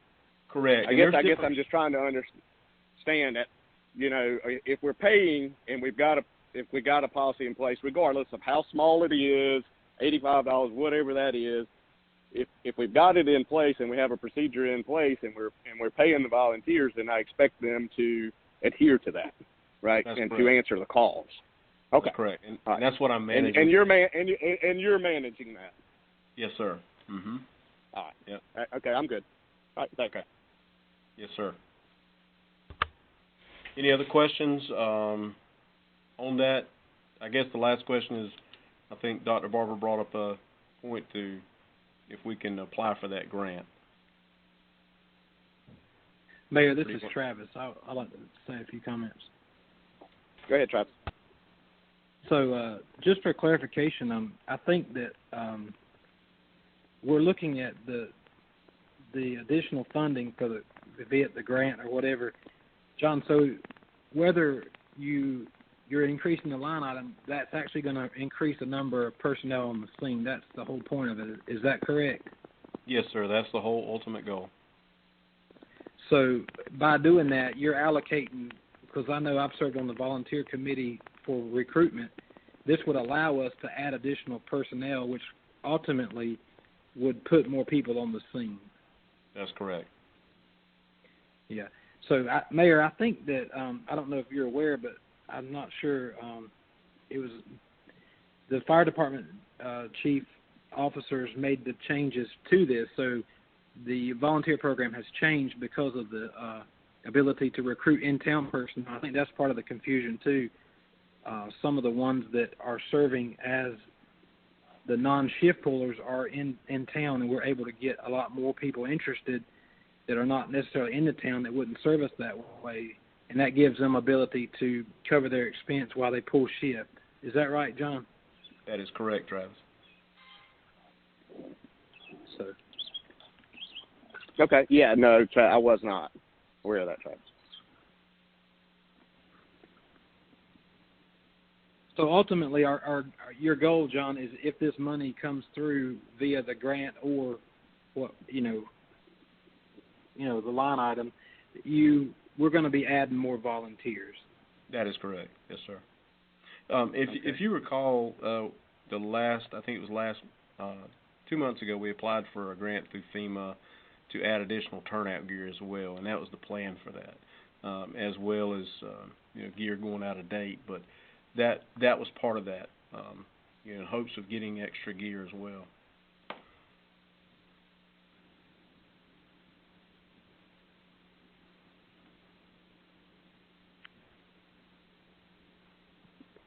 Any other questions on that? So, Mr. Mayor, can I now make a motion that we accept that we apply for the grant? Certainly. I make a motion we apply for the grant.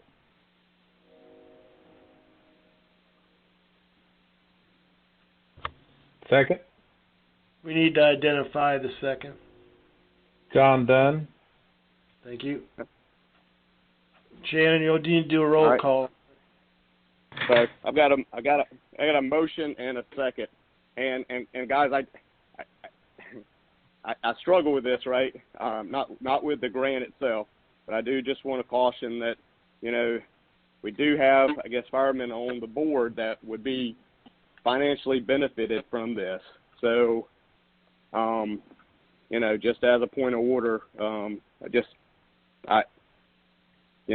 want to stress that Mayor, probably is Mayor not Moore, the best thing to do. To be Mayor Moore, I did Go not ahead, directly financially benefit from this. I am one of the 5 that is on a fixed. I do not take shift work, so this will not affect mine in any way, form, or fashion. Perfect. All right. Thank you, John. I just wanted to kind of bring that up. Yeah, because, I appreciate it. That's why we're in a unique situation here. I understand. That's why I hesitated to second it, but. All right. I've got a motion and a second on the floor. Any other discussion?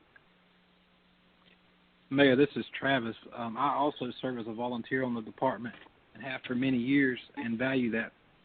I think it would be fair for the chief to clarify. I don't believe any of the council is on this program that would and put more money in anyone's pocket. Is that correct, John? That is correct. Yes, sir. All 3 of the council members are on the 25%. Are in town? Yes, sir. That is correct. Gotcha. Okay. All right. Good. That's good to know. Good to have for the record. Thank you, Travis. Thank you, gentlemen. Okay. Got a motion and a second. Any further discussion? Hearing none, I will ask the clerk to do a roll call for the vote. Mayor Pro Tem Dunn, Aye. Councilman Lee,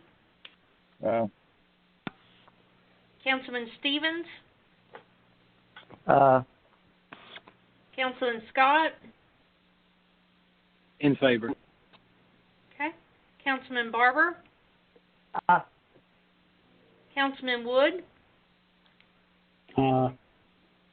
Councilman Rabel. Aye. Mayor, you have a unanimous vote. All right. Thank you.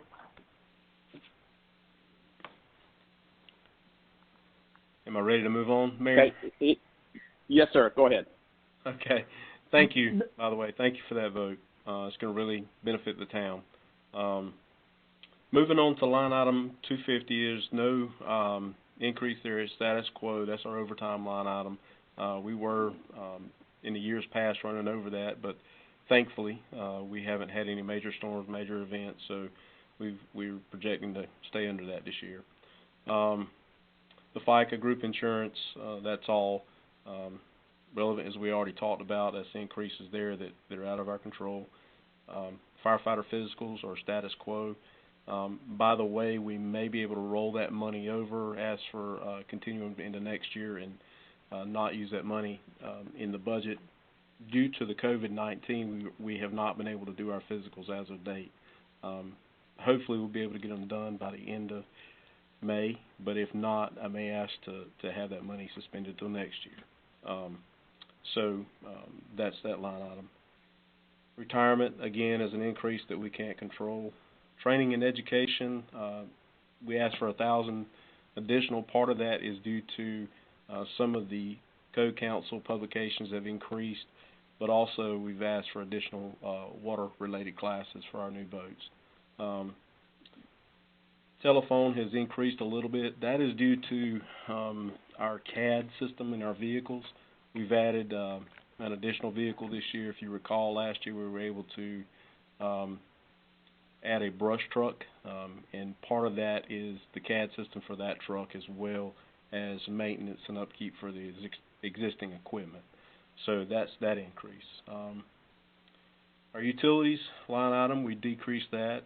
After getting a little historical data from Station 2, we found that the numbers were a little less than what we originally anticipated, so we reduced that line. 1,500, status quo. Moving on to page 19, equipment maintenance and repair status quo. Professional fees is increased by $400. Part of that is due to increases on the association dues and code official qualification boards. The fuel line item is status quo. Vehicle supplies and maintenance, there's an increase there because of the addition of the brush truck, and also for, if you recall, we maintained the other ladder truck, so there's additional certifications for that truck as well, so that comes out of there. Supplies and operations is status quo, and then uniforms, there's an increase there based upon the needs of replacement of turnout gear and additional fees for dry cleaning. Moving on down, Mike touched about paying for the fire engine out of the fund, and then so that's what that is. And then capital outlay. The first item is bay heaters at Station 1 and 2.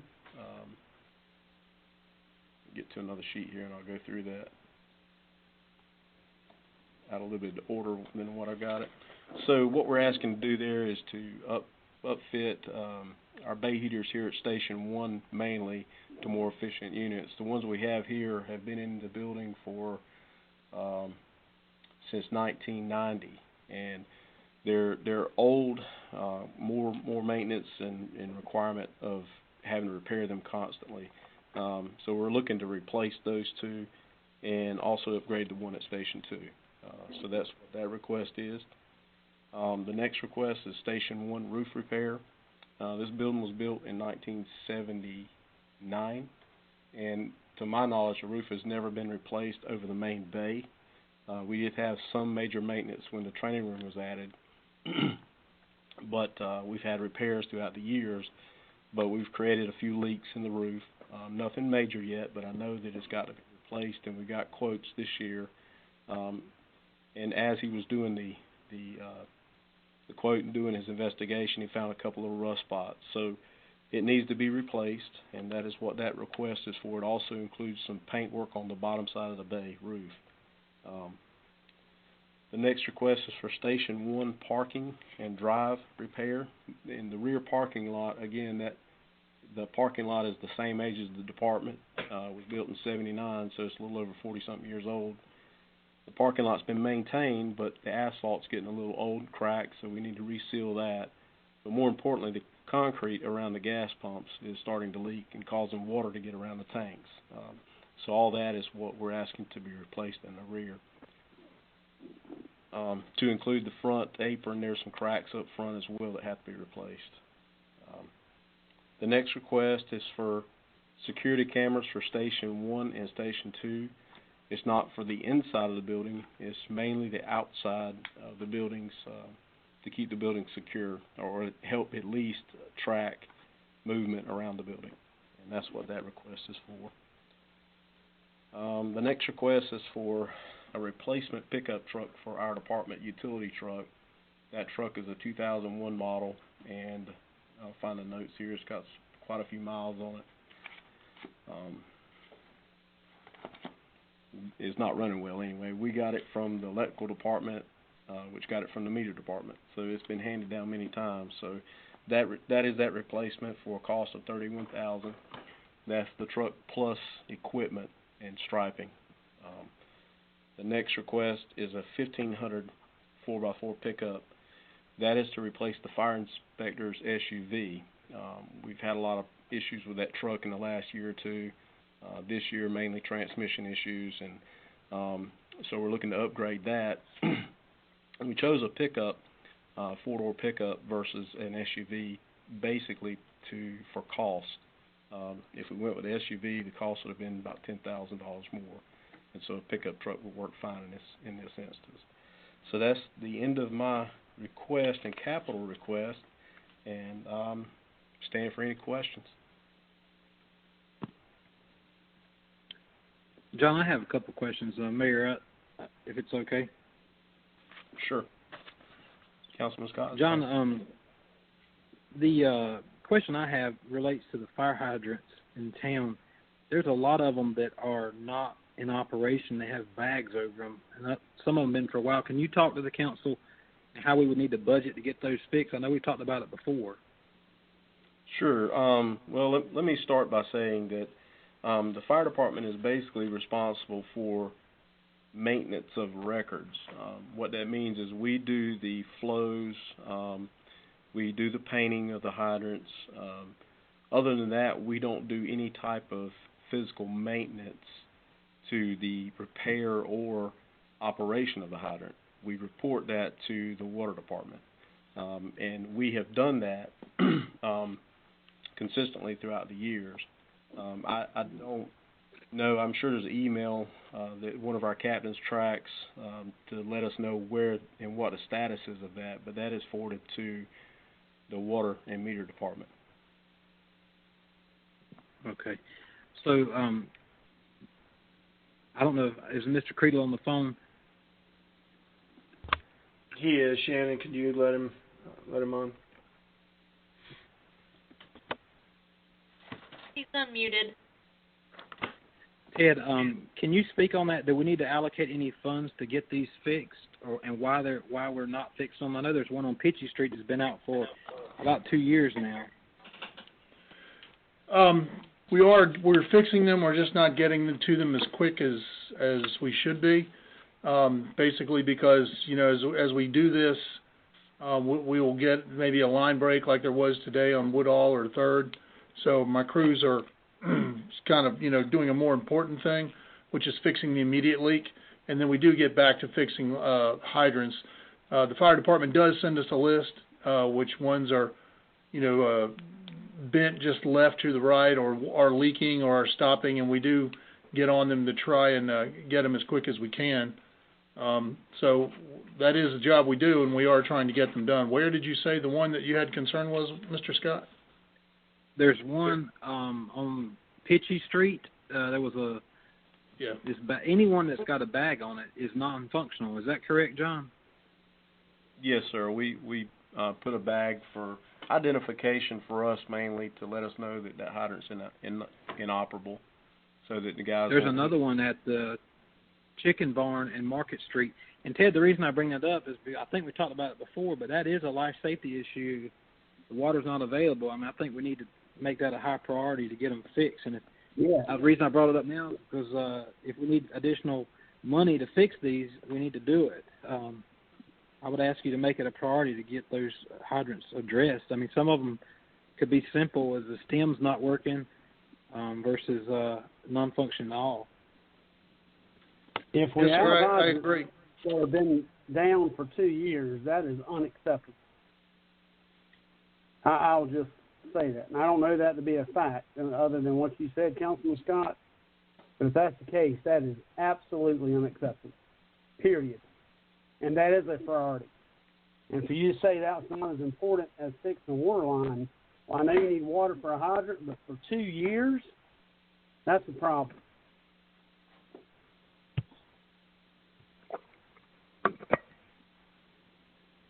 Mr. Creedle, can you just look into that and let us know if we need additional funds, but make that a priority to get these hydrants in order, as we've talked about before? Absolutely, will do.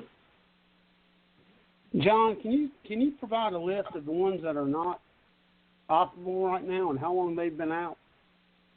I can forward that list through email. I don't have it right in front of me to Mike, You don't have to do it tonight. If you can forward it through Mike, will you forward it to us? Sure, no problem. Thank you.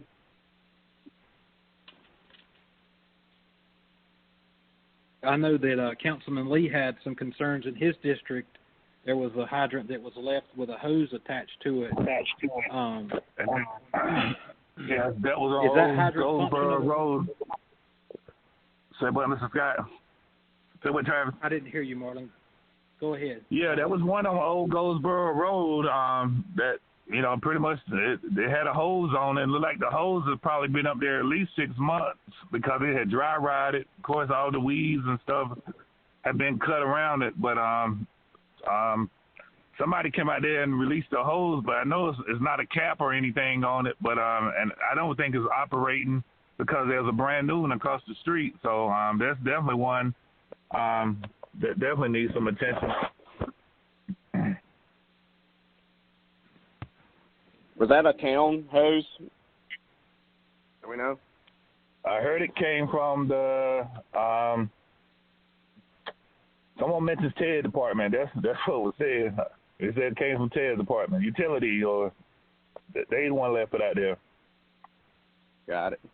Simple.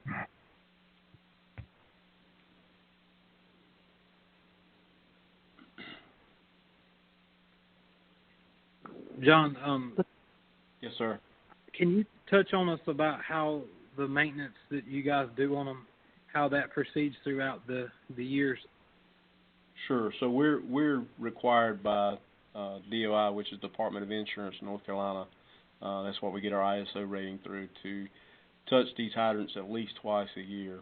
And we usually start about this time of year, which the group is fixing to start, flowing and testing the hydrants, and we send out notifications.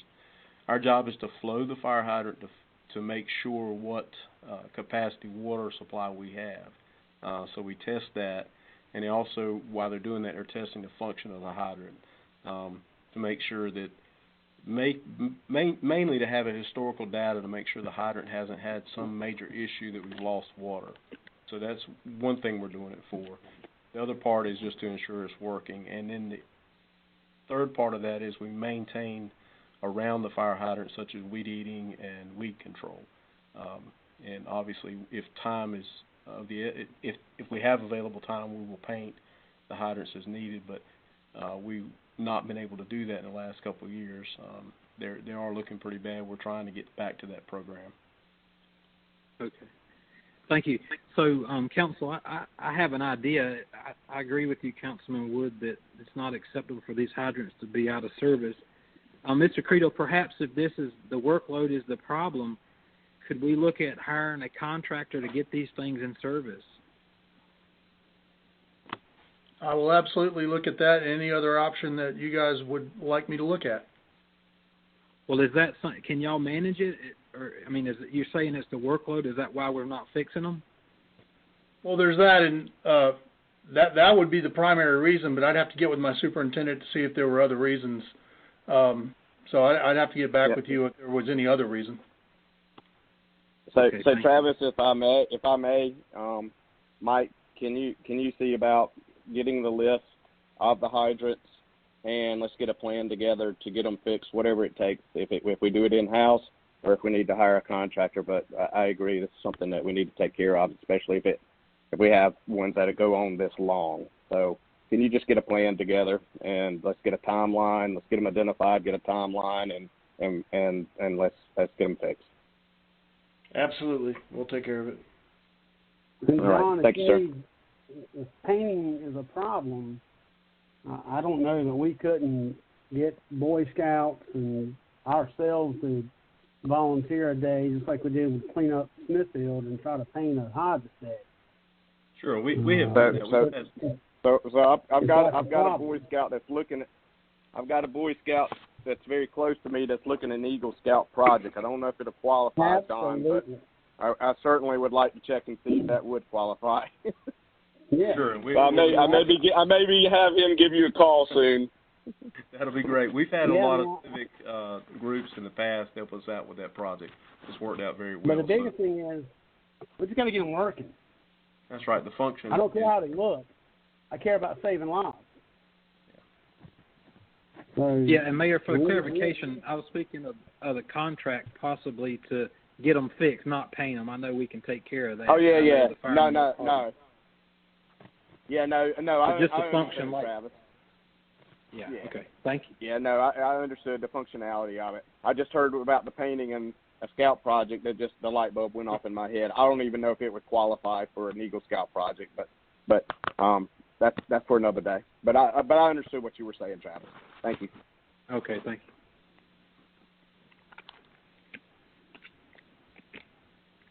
John, last question. Could you speak to the council about the success that you've had or any challenges you've had with Station 2? I know we added that fire station a few years back, and I didn't know if you could just speak to the council about how that's going. Sure. I do want to say thank you for everybody in supporting putting that building there and allowing the responders quicker response.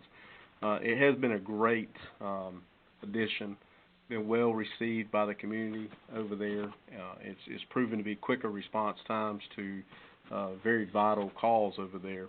We've had many calls where, heart-related, heart attacks, et cetera, that the guys were right there, where normally it would have taken them 5 to 6 minutes to get from Station 1. So in just one life saved has proven its worth.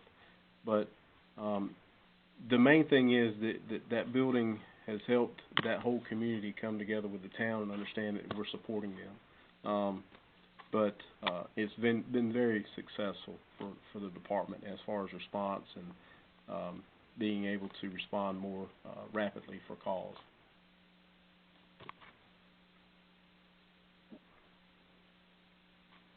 Any other questions? Yeah, and I think I was looking for too with the traffic flow. Is that working okay? I know Clayton has a traffic light that helps with the dispatch of the fire equipment. I don't know that was something you guys needed. Well, in my CIP for years, for the next couple of years, Mike, asked me about it initially when we were building it, but I would like to see realignment of an intersection or a preemptive light at some point in time in the future. That is in my request, I think, hold on 1 second, I'll look at my CIP, to look at something like as that. Because, turning out and coming back toward town is a little bit more difficult, but I'm sure that Durwood Stevens has helped them get in the other side of town. Absolutely. When needed. Yes, absolutely. That's proven to be, sometimes those, the guys from Station 2 can be quicker to Station 1's district if it's out that way. That's how much faster it is to travel that road.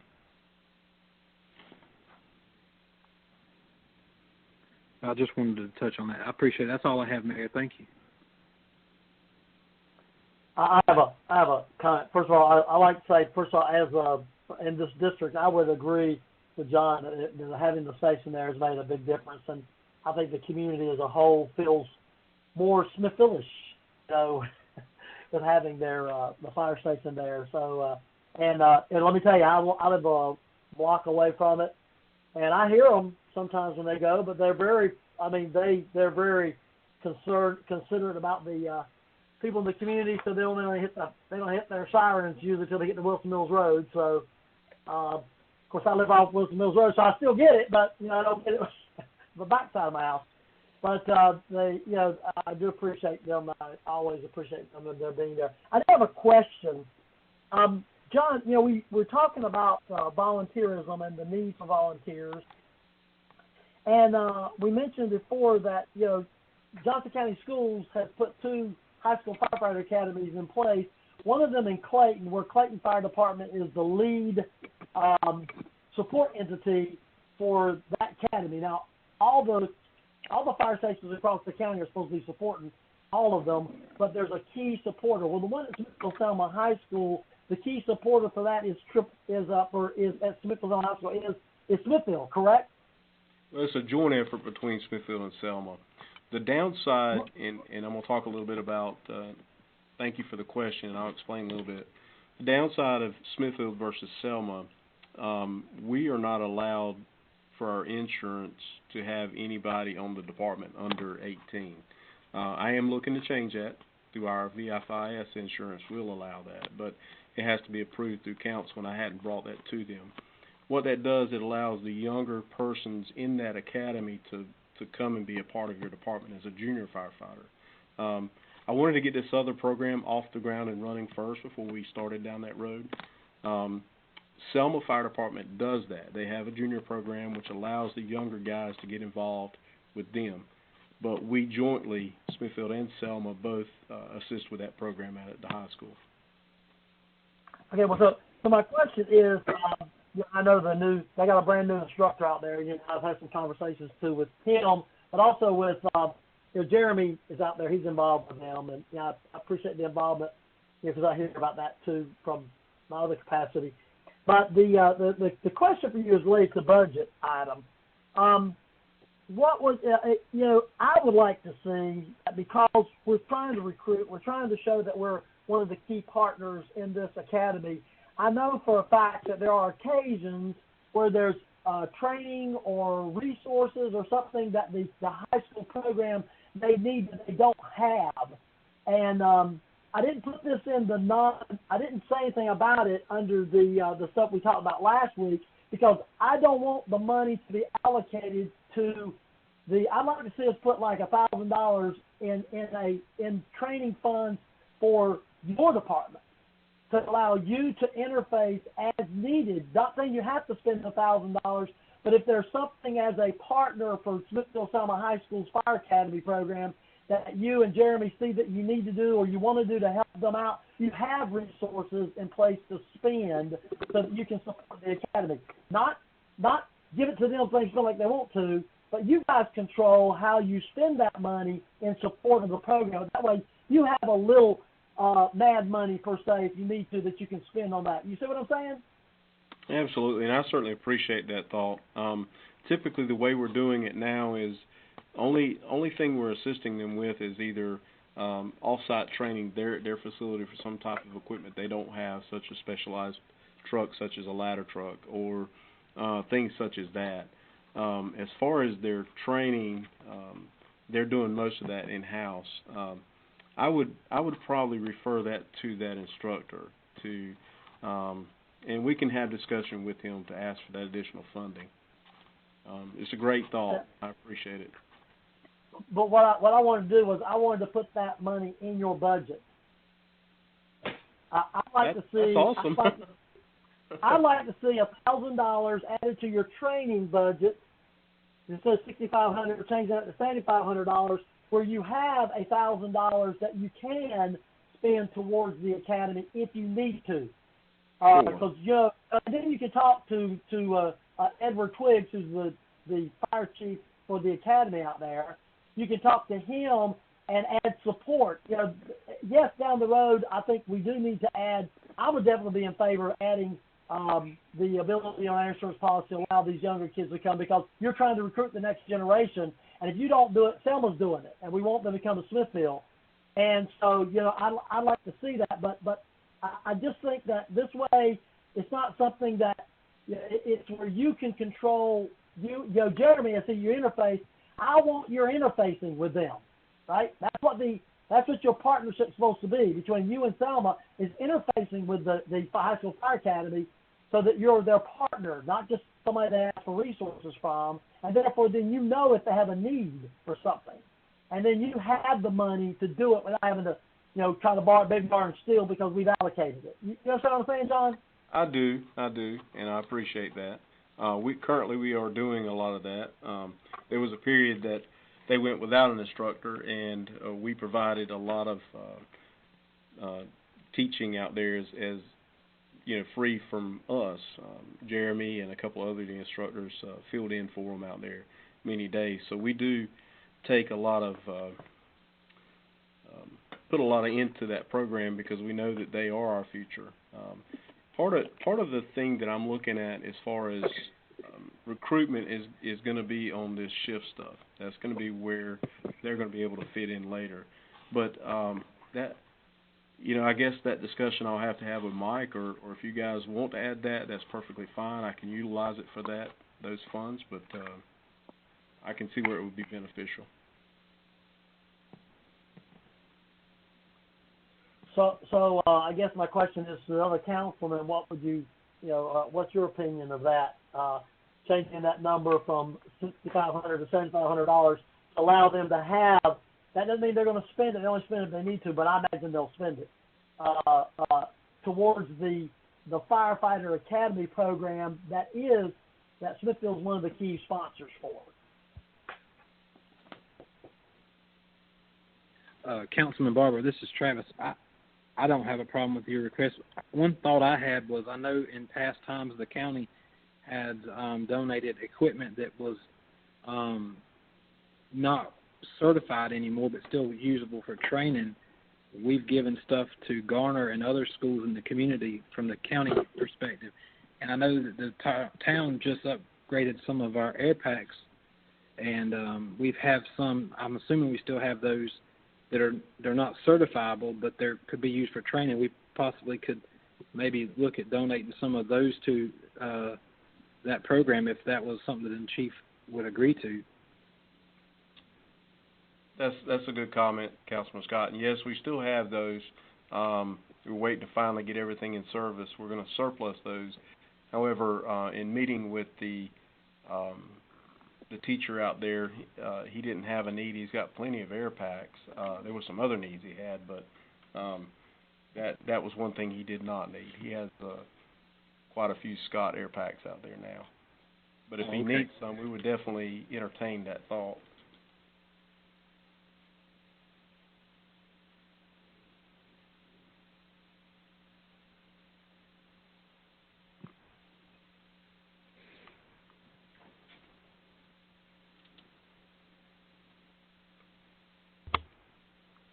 Any other questions for Chief Blanton?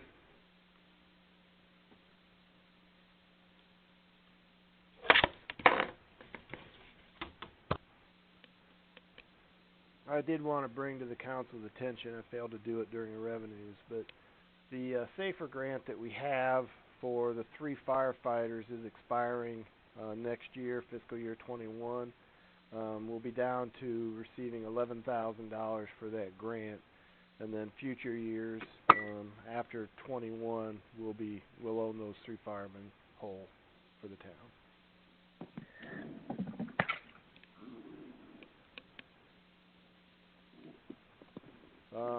Mr. Mayor, I'd like to have a quick conversation about timelines before we move on to Public Works, if that's all right with you. Yes, sir. Go ahead, Mike. Okay. If anybody has the ability to get a calendar in front of them. Not sure how far you want to go tonight. We've already been going almost 2.5 hours. But I have to have my formal budget proposal to you that includes the manager's budget message and everything on Wednesday, May 20th. So I like to try to have all the council members' changes in that budget so we don't have to change them later, but that's kind of my timeline. That'll allow us to have a public hearing at the June regular council meeting, and then if we want to have additional meetings after that, we certainly can to amend that proposed budget, but that is a timeline I am stuck with based on state statute. Also, Mr. Mayor, I am asking not to be available on Monday, Tuesday, Wednesday next week. Certainly can be available next Thursday, and I can be available Thursday or Friday this week or the weekend. But I'm not sure if you want to try to recess tonight before we get into Public Works and schedule another meeting yet this week, or next Thursday or Friday, or if you want to continue on tonight.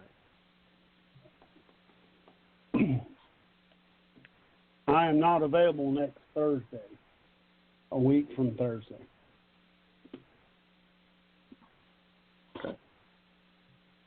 I don't have a problem doing it during the day, a weekend, Saturday or, Sunday afternoon or something, but And I don't have a problem doing it on Fridays. I don't know, but a week from Thursday I'm not available. I'm good any other day.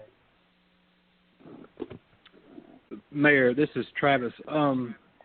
I think that we've covered a lot of ground tonight. I would ask that we could recess. But my question is, I think we have all been making some notes and was hoping to have a face-to-face to talk about some changes. I know we've got a meeting scheduled for the 18th. Would it be appropriate, I don't know what the agenda looks like for this council meeting, would it be appropriate that we could have budget discussion during that or possibly early to that meeting?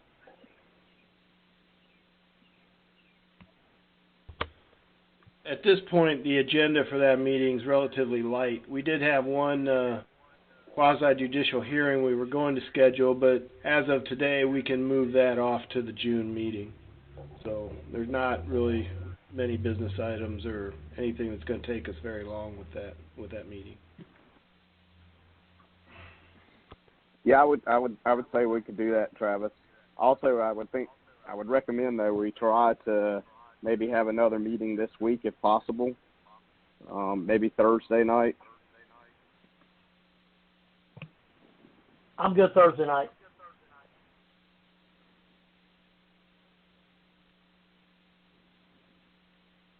How about others? Yeah, I'm good Thursday night.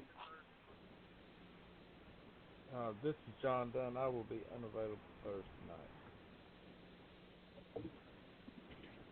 Mayor, I also This have is a Dave conflict on Thursday. I'm sorry, what was that, Travis? I have a conflict on Thursday.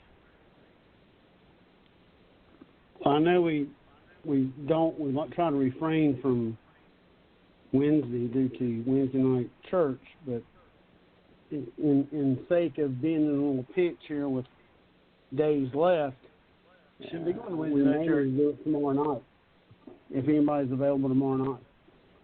Because isn't there a planning board meeting Thursday night? There is a planning board Thursday night, but they won't be using this format.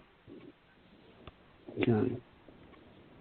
Well, we got two that's not available Thursday, and again, just for the sake of limited days we have left, tomorrow night would be okay with me if it is okay with the rest of the council. I'm not sure what everybody's schedule's like.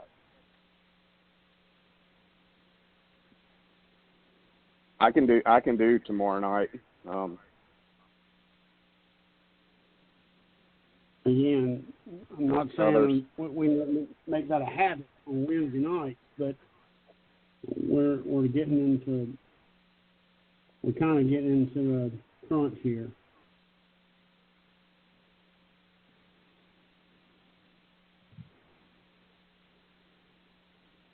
What's the rest of the council's say on that?